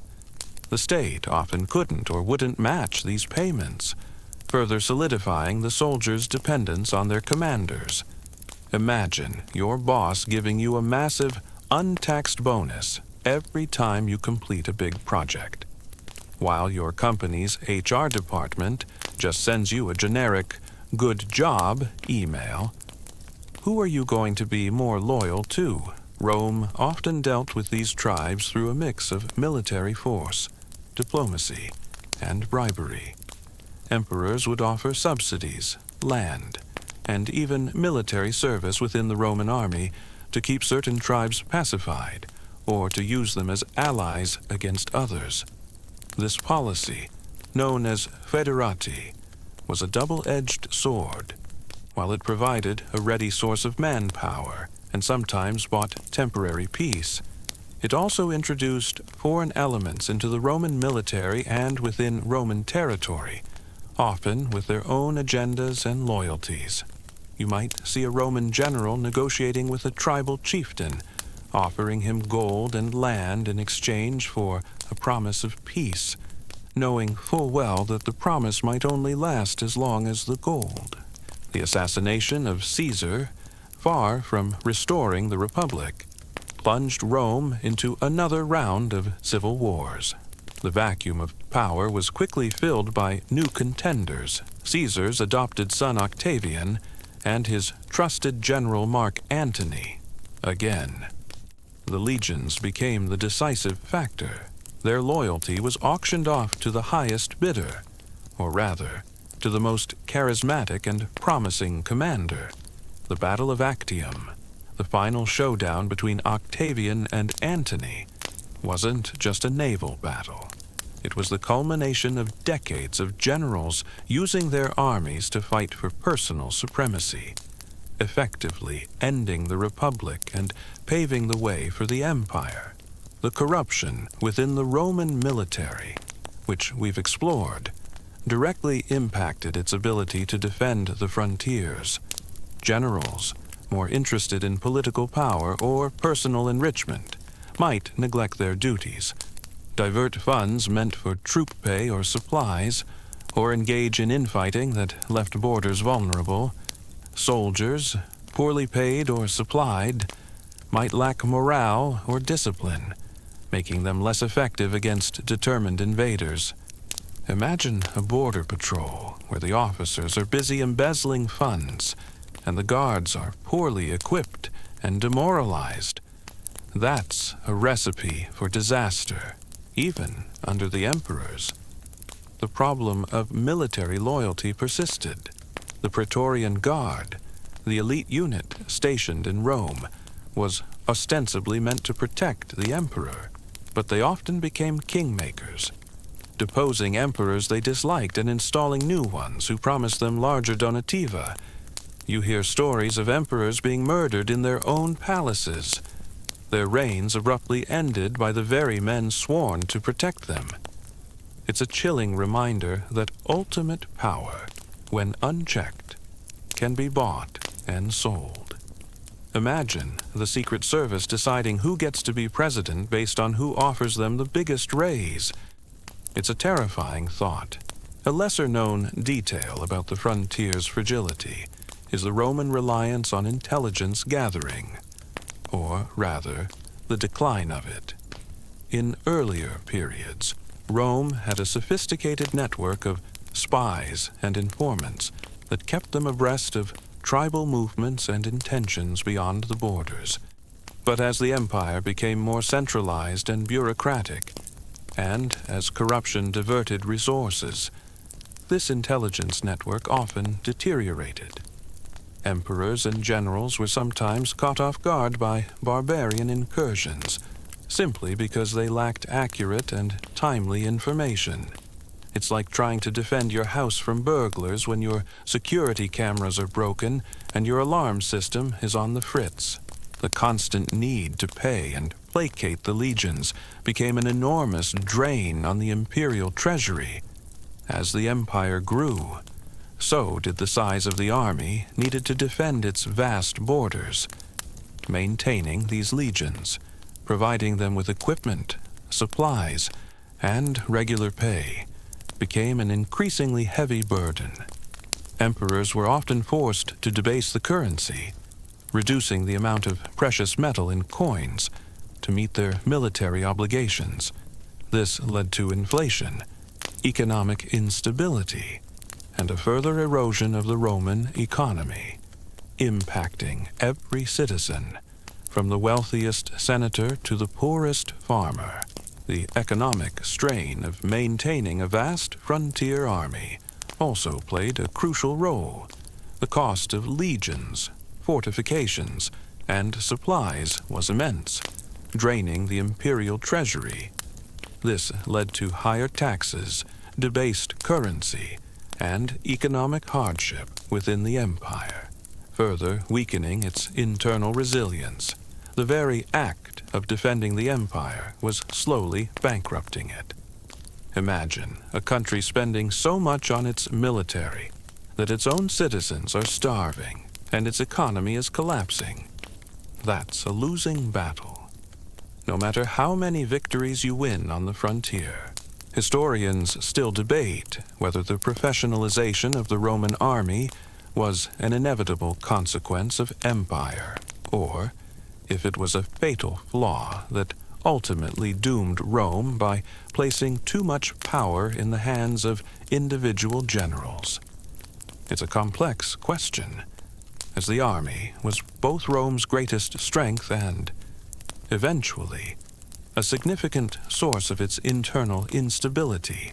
Historians still debate whether the barbarian incursions were primarily a consequence of Rome's internal weaknesses, or if they were an independent, overwhelming force that would have brought down any empire, regardless of its internal health. Was the empire simply too large to defend against the sheer numbers of migrating peoples? Or did its own self-inflicted wounds make it an easy target?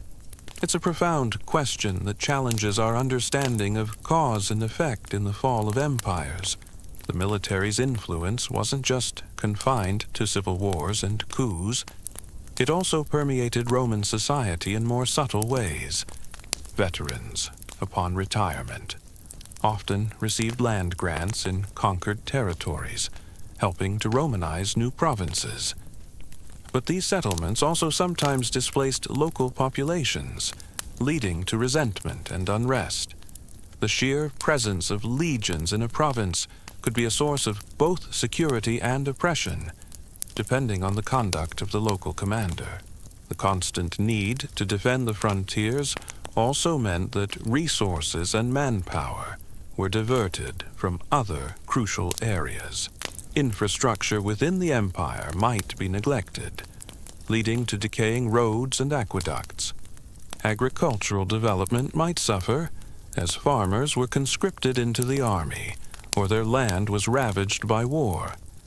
The empire became increasingly focused on survival, often at the expense of prosperity and innovation. The cult of the emperor, which became central to imperial rule, was also heavily promoted within the army. Soldiers were encouraged to view the emperor as a divine figure, a living god, further solidifying their personal loyalty to him rather than to the abstract idea of the state. This religious devotion, combined with the promise of material rewards, created an incredibly powerful bond between the emperor and his legions. But it also meant that the stability of the empire rested precariously on the life and personality of a single individual. If that individual was weak or unpopular, the legions might quickly shift their allegiance. The Roman response to these threats often involved building more fortifications, like the limes, a series of walls, forts, and watchtowers.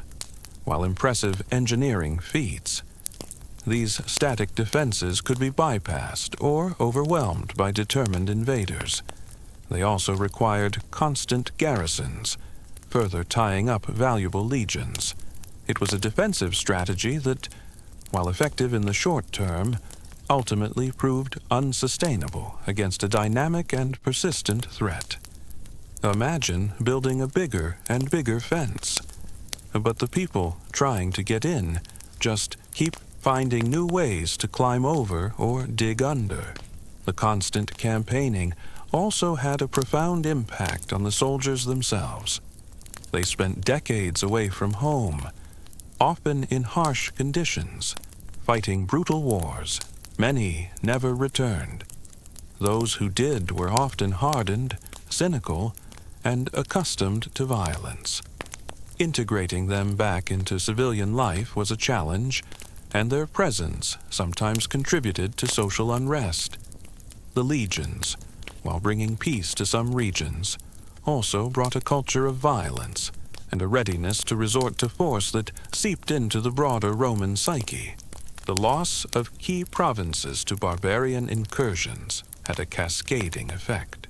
When a province was lost, Rome lost its tax revenue, its agricultural output, and its manpower from that region. This further reduced the empire's ability to fund its armies and maintain its remaining territories. It was a slow bleed, each lost territory weakening the whole, until the empire became a shadow of its former self. Even in times of relative peace, the legions were a constant, looming presence. Their power was undeniable, and emperors knew they had to keep them happy. This meant prioritizing military spending over other crucial areas, like infrastructure maintenance, social welfare, or education.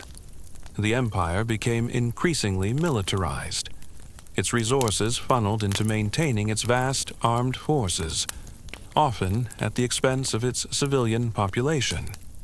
It's like a house that spends all its money on a state-of-the-art security system, but forgets to fix the leaky roof or buy food. Eventually, the house falls apart. The psychological impact of these constant frontier wars should not be underestimated. Imagine living in a border province, constantly fearing raids, knowing that your home and family could be destroyed at any moment. This fostered a sense of insecurity, a feeling that Rome could no longer protect its own. It led to widespread flight from border regions, as people sought safety further within the empire, leaving vast tracts of land depopulated and unproductive. The Roman military, once a symbol of civic virtue and disciplined strength, transformed into a powerful, self-interested entity. Its loyalty became a commodity, its might a tool for ambitious individuals, and its demands a crushing burden on the state. This internal corruption of the legions, this insidious shift from defenders of Rome to kingmakers and destroyers, played a crucial role in the unraveling of the empire, weakening it from within and making it vulnerable to the myriad challenges that lay ahead. The very sword that forged the empire would, in time, help to cut it down. The Roman military, once a source of pride and unity, became increasingly diverse, incorporating more and more non-Roman elements. While this provided necessary manpower, it also sometimes led to a decline in cohesion and loyalty. Soldiers from different tribal backgrounds might have conflicting allegiances, or might not fully embrace the Roman military ethos. This internal diversity, while a strength in some ways, could also be a weakness on the battlefield, particularly when faced with a unified enemy. You've endured the chilling reality of sexual exploitation, the profound violation of your dignity, and the constant fear that your body is not your own.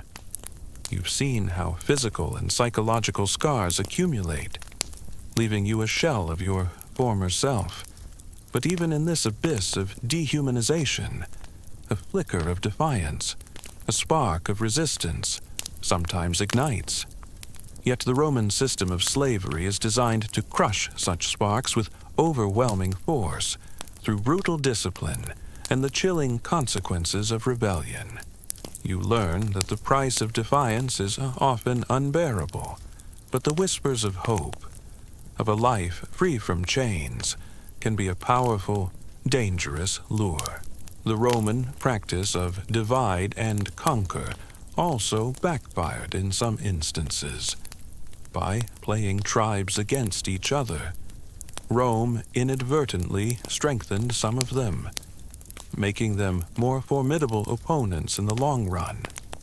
When these tribes eventually turned their attention to Rome, they were often more organized and experienced in warfare than they would have been otherwise. It's like teaching your rivals how to fight, only to have them turn their newfound skills against you. Your days are filled with relentless labor, whether in the fields, the mines, or the domestic household. Every task is performed under the watchful eye of an overseer, a villicus or a dispensator, whose authority is absolute and whose methods are often cruel. You learn to move with a practiced efficiency, to anticipate commands, to avoid drawing attention to yourself. But even the most compliant slave can make a mistake, a moment of fatigue, a misstep, a perceived slowness that can trigger a swift and brutal response. This constant threat of punishment was a common historical fact. Discipline was central to maintaining control over the vast enslaved population in ancient Rome. The political instability within Rome itself also made it difficult to formulate and execute a consistent frontier policy. Emperors came and went, often with different strategies for dealing with the barbarians. This lack of continuity meant that long-term defensive plans were often abandoned, and treaties with tribes were frequently broken, leading to distrust and renewed hostilities. The internal chaos of Rome projected outwards, making its foreign policy erratic and ineffective. The whip, the flagellum, is a constant, terrifying presence. Its crack echoes through the air, a sound that sends shivers down your spine. A single lash can tear flesh, leaving a burning welt that serves as a grim reminder of your subservience. Multiple lashes can flay the skin from your back, leaving you bleeding, in agony, and susceptible to infection. You witness other slaves being beaten, their screams piercing the air, their bodies contorting in pain. The sight is a chilling warning, a visceral lesson in obedience. Imagine your boss giving you a performance review, but instead of a stern talking to, it's a literal whipping. Makes those annual appraisals seem pretty tame, doesn't it? The frontiers, once a symbol of Roman strength and expansion, became a gaping wound, bleeding the empire of its resources, manpower, and morale.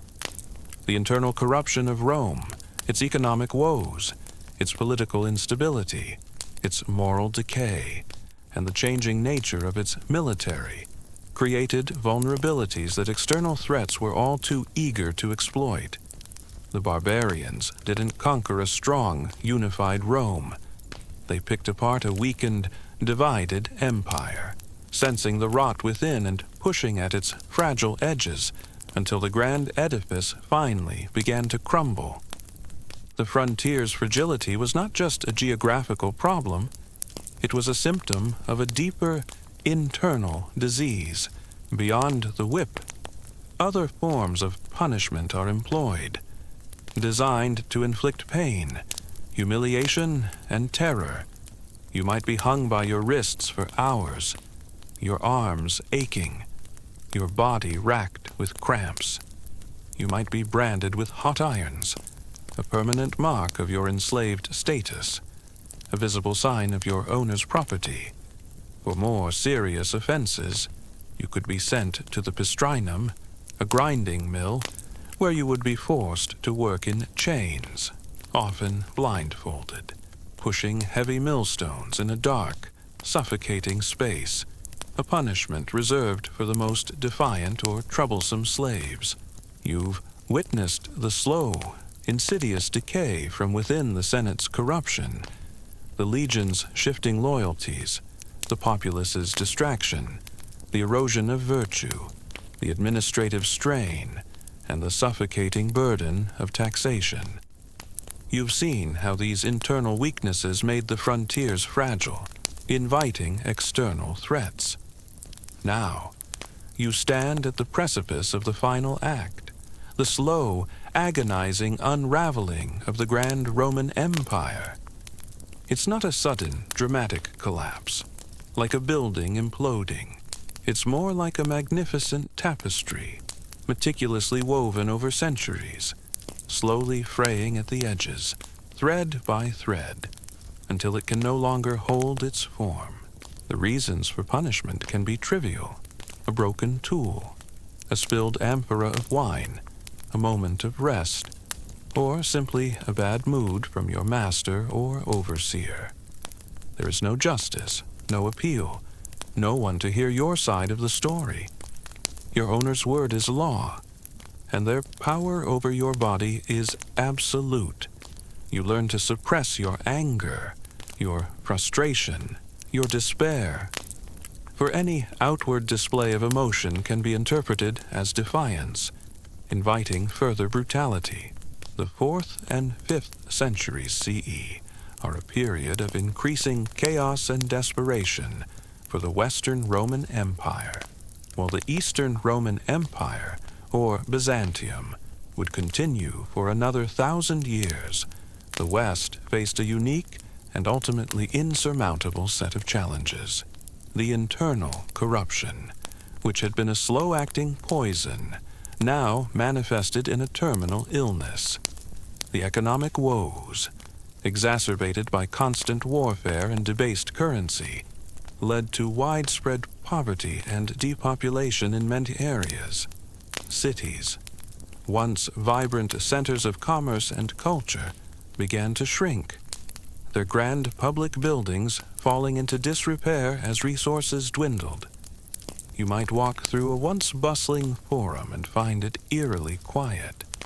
Weeds growing through the cracks in the marble, a stark contrast to the lively scenes you imagined centuries before.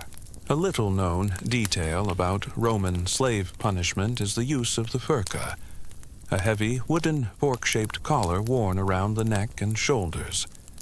This device, often used for slaves who had attempted to escape or were deemed particularly unruly, made it difficult to run, lie down comfortably, or even eat, serving as a constant, humiliating physical restraint and a public mark of disgrace. It was essentially a medieval version of a cone of shame, but for humans, and far less cute. The political instability was relentless. Emperors came and went with dizzying speed, often elevated by ambitious generals or the Praetorian Guard, only to be murdered or deposed within a few years, sometimes even months. This barracks emperors phenomenon meant that there was little to no consistent leadership or long-term strategy. Each new emperor would focus on securing his own power, often at the expense of the empire's overall stability. Imagine trying to run a country when the person in charge changes every few months, and each new leader purges the previous administration. It's a recipe for utter chaos and paralysis. The psychological toll of constant punishment and the threat of it is immense.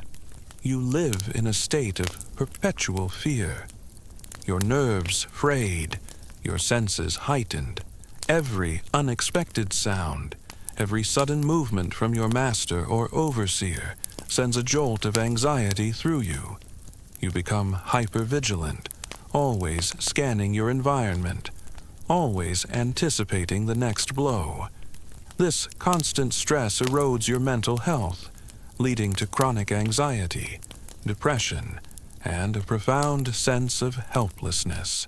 The very infrastructure that had been a hallmark of Roman efficiency began to crumble.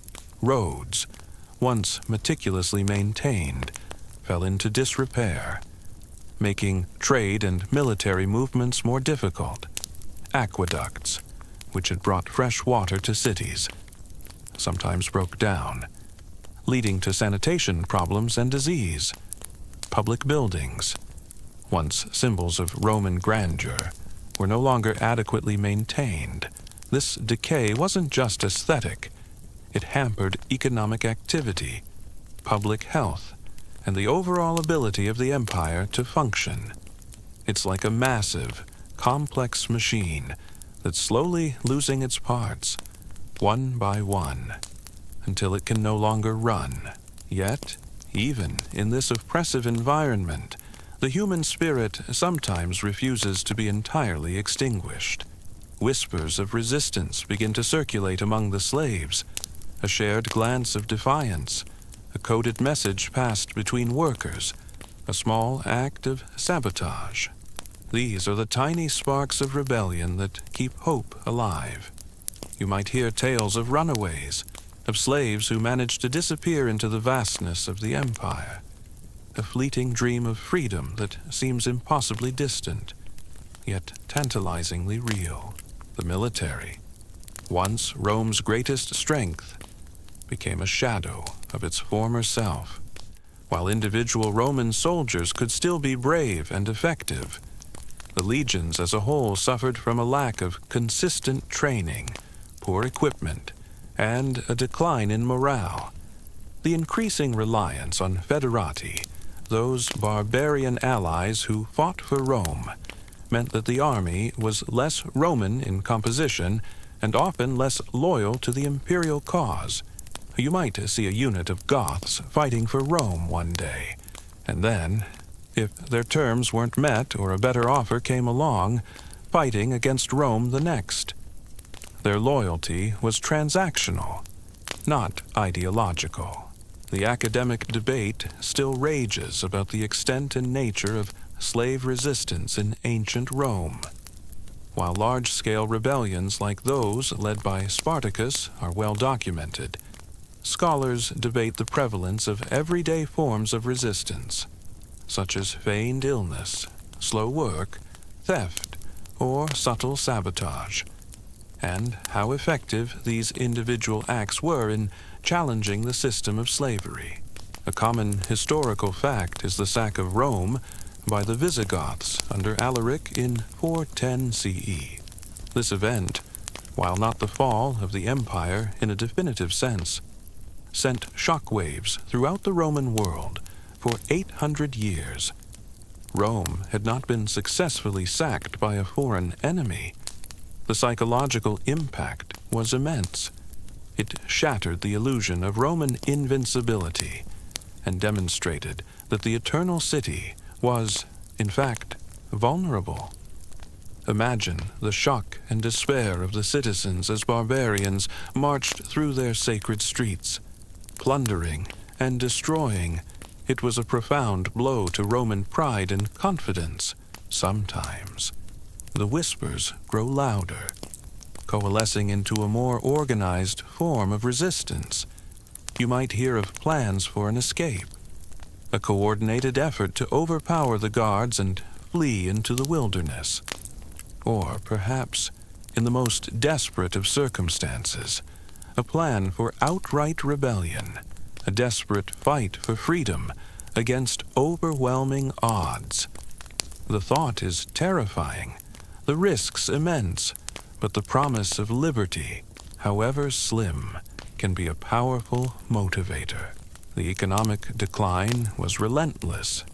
Inflation, caused by currency debasement and a lack of precious metals, made trade difficult and impoverished the common people.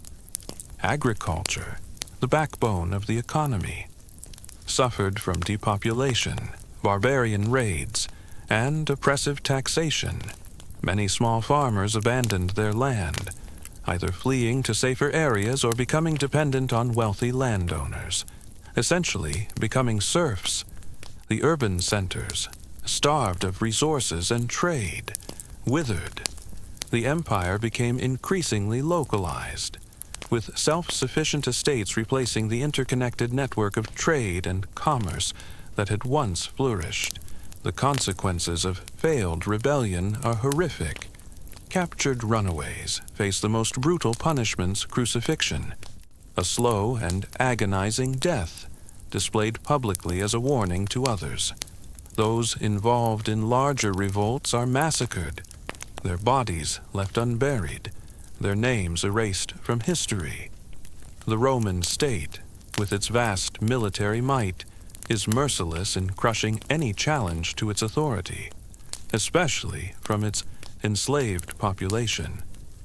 The fear of this ultimate punishment is a powerful deterrent, binding you to your fate more effectively than any chain. A lesser-known detail about this period of unraveling is the Roman reliance on a shrinking tax base. As provinces were lost to barbarian incursions, or as populations declined, the amount of revenue flowing into the imperial treasury dwindled. This meant that the empire had less money to pay its armies, maintain its infrastructure, or fund its administration. This created a vicious cycle.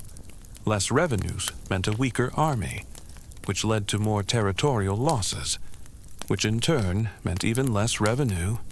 It was a fiscal death spiral. Imagine trying to run a massive business when your customer base is constantly shrinking and your income is plummeting, but your expenses keep going up. You might witness these brutal reprisals, the sight of crucified slaves lining the roads, their suffering a grim testament to the cost of defiance. The images are seared into your memory, a constant reminder of the power imbalance, of the futility of individual resistance against the might of Rome. This public display of punishment was a common historical fact, designed to instill terror and maintain order among the enslaved. The social fabric of the empire also frayed. The gap between the rich and the poor became even more pronounced.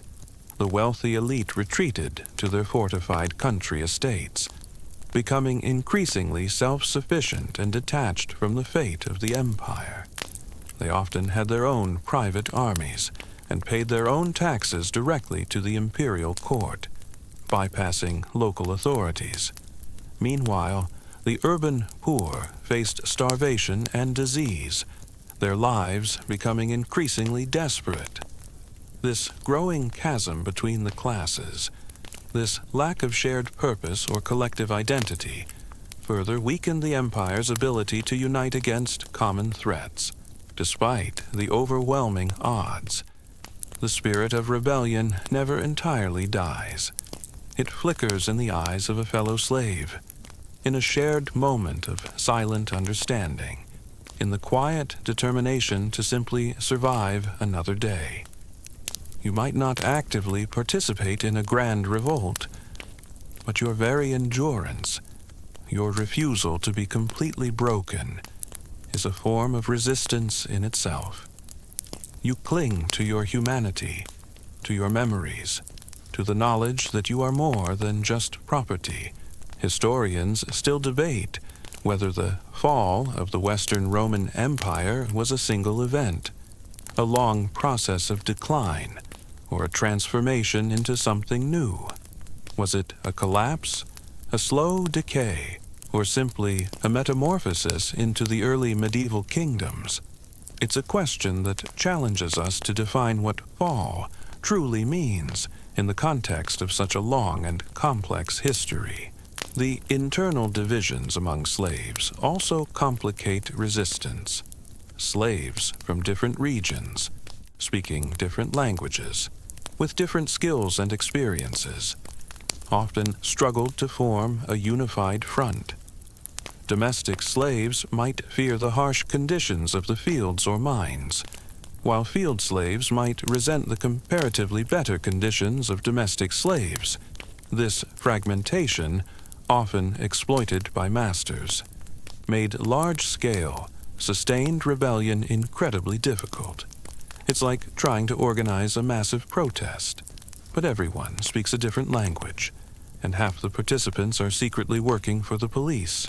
The rise of Christianity, while a powerful spiritual force, also played a complex role in the empire's unraveling. As Christianity gained prominence, it offered a different set of loyalties to God and the Church, rather than solely to the emperor and the state. While many Christians were loyal citizens, the shift in focus from earthly glory to spiritual salvation, and the occasional conflicts between imperial authority and Christian doctrine, contributed to a subtle weakening of the traditional civic religion that had once bound Romans together. It was a fundamental shift in worldview, a reorientation of priorities that, for some, meant the empire was no longer the ultimate focus of their devotion, even if you never participate in a direct act of rebellion. You learn to navigate the system, to find small ways to assert your agency. You might feign illness to avoid a particularly arduous task, or subtly damage a tool to slow down production. You might steal small amounts of food or supplies, a tiny act of reclamation against those who own everything. These are not glorious acts of heroism, but quiet, everyday forms of resistance, born of desperation and a fierce desire to survive. The constant barbarian incursions became increasingly difficult to repel. The Goths, the Vandals, the Franks, the Burgundians, they didn't just raid, they settled. They established their own kingdoms within former Roman territory, often with the tacit or explicit permission of a weakened Roman emperor. These barbarian kingdoms gradually replaced Roman authority, piece by piece. You might wake up one day and find that the local magistrate is no longer a Roman official, but a Gothic chieftain, and the laws are slowly changing to reflect a new reality. The power of hope, however fragile, is what sustains you. The dream of manumission, of gaining your freedom, however distant, is a guiding light. You might hear stories of slaves who were freed, who managed to build new lives, to become freedmen or freedwomen, a testament to the possibility of escape from bondage. This hope, however faint, provides a reason to endure, a reason to continue fighting, even if the fight is only within your own mind. The final symbolic blow for the Western Roman Empire is often cited as 476 CE, when the last Western Roman emperor, Romulus Augustulus, was deposed by the Germanic chieftain Odoacer. While the Eastern Roman Empire continued to flourish, the West was now ruled by barbarian kings. The grand tapestry of Roman power had finally unraveled. It wasn't a sudden, dramatic implosion, but a slow, agonizing process, a death by 1,000 cuts, each wound inflicted by the internal corruption that had festered for centuries. The Roman legal system, while offering no protection to slaves, did have provisions for manumission, the act of granting freedom. A master could free a slave through a will, by a public declaration, or by a simple ceremony. However, freedmen and freedwomen still faced significant social and legal limitations, often remaining bound to their former masters through various obligations. Freedom, even when granted, was often a complex and conditional state. The legacy of Rome, of course, lived on in law, language, architecture, and culture. But the political entity that had dominated the Mediterranean for so long was gone. Its collapse serves as a powerful, enduring lesson that even the mightiest empires can be brought down, not just by external foes, but by the rot that festers within. The seeds of its destruction were sown in its very successes, in the wealth that fueled inequality, the power that bred ambition, and the distractions that dulled civic spirit. Rome, in its relentless pursuit of empire, inadvertently corrupted its own soul, and ultimately signed its own death warrant. And so we come to the end of our journey through time, exploring the hidden cracks in the greatest empire in history. Tonight, as you close your eyes, let the images of ancient cobblestone streets, roaring arenas, and magnificent palaces fade into sleep. Remember, even the mightiest empires can fall, not because of external enemies, but because of the seeds of decay that grow within. It is a gentle reminder that sometimes the greatest strength lies in the ability to look at and correct one's own mistakes. Now, all worries are behind us, leaving only the silence of the night. Take a deep breath, feel the softness of your pillow, and let your mind drift off to a peaceful sleep. Your life as a Roman slave is a constant negotiation with pain, fear, and the overwhelming power of your masters. The brutal discipline you face is designed to break your spirit, to turn you into a docile, obedient tool. But in the quiet corners of your mind, and in the shared glances with your fellow sufferers, the flame of resistance, however small, continues to burn. It is a testament to the enduring human spirit, a silent defiance against a system that sought to strip away every last shred of your humanity. And as you endure another day, another punishment, another moment of despair, you cling to that flicker of hope, knowing that even in the darkest of times, the dream of freedom can never be entirely extinguished. You've faced the lash, the chains, the psychological torment of constant surveillance, and the crushing consequences of any attempt at defiance. You've clung to the fragile hope of resistance, a quiet flicker in the overwhelming darkness of your servitude. But there is an enemy far more pervasive, more insidious, and ultimately more inescapable than any whip or overseer disease. In ancient Rome, even for the free, life was precarious. For a slave, stripped of proper nutrition, sanitation, and medical care, every cough, every fever, every small cut was a potential death sentence, making your existence a short, hard, and often painful journey towards an early grave.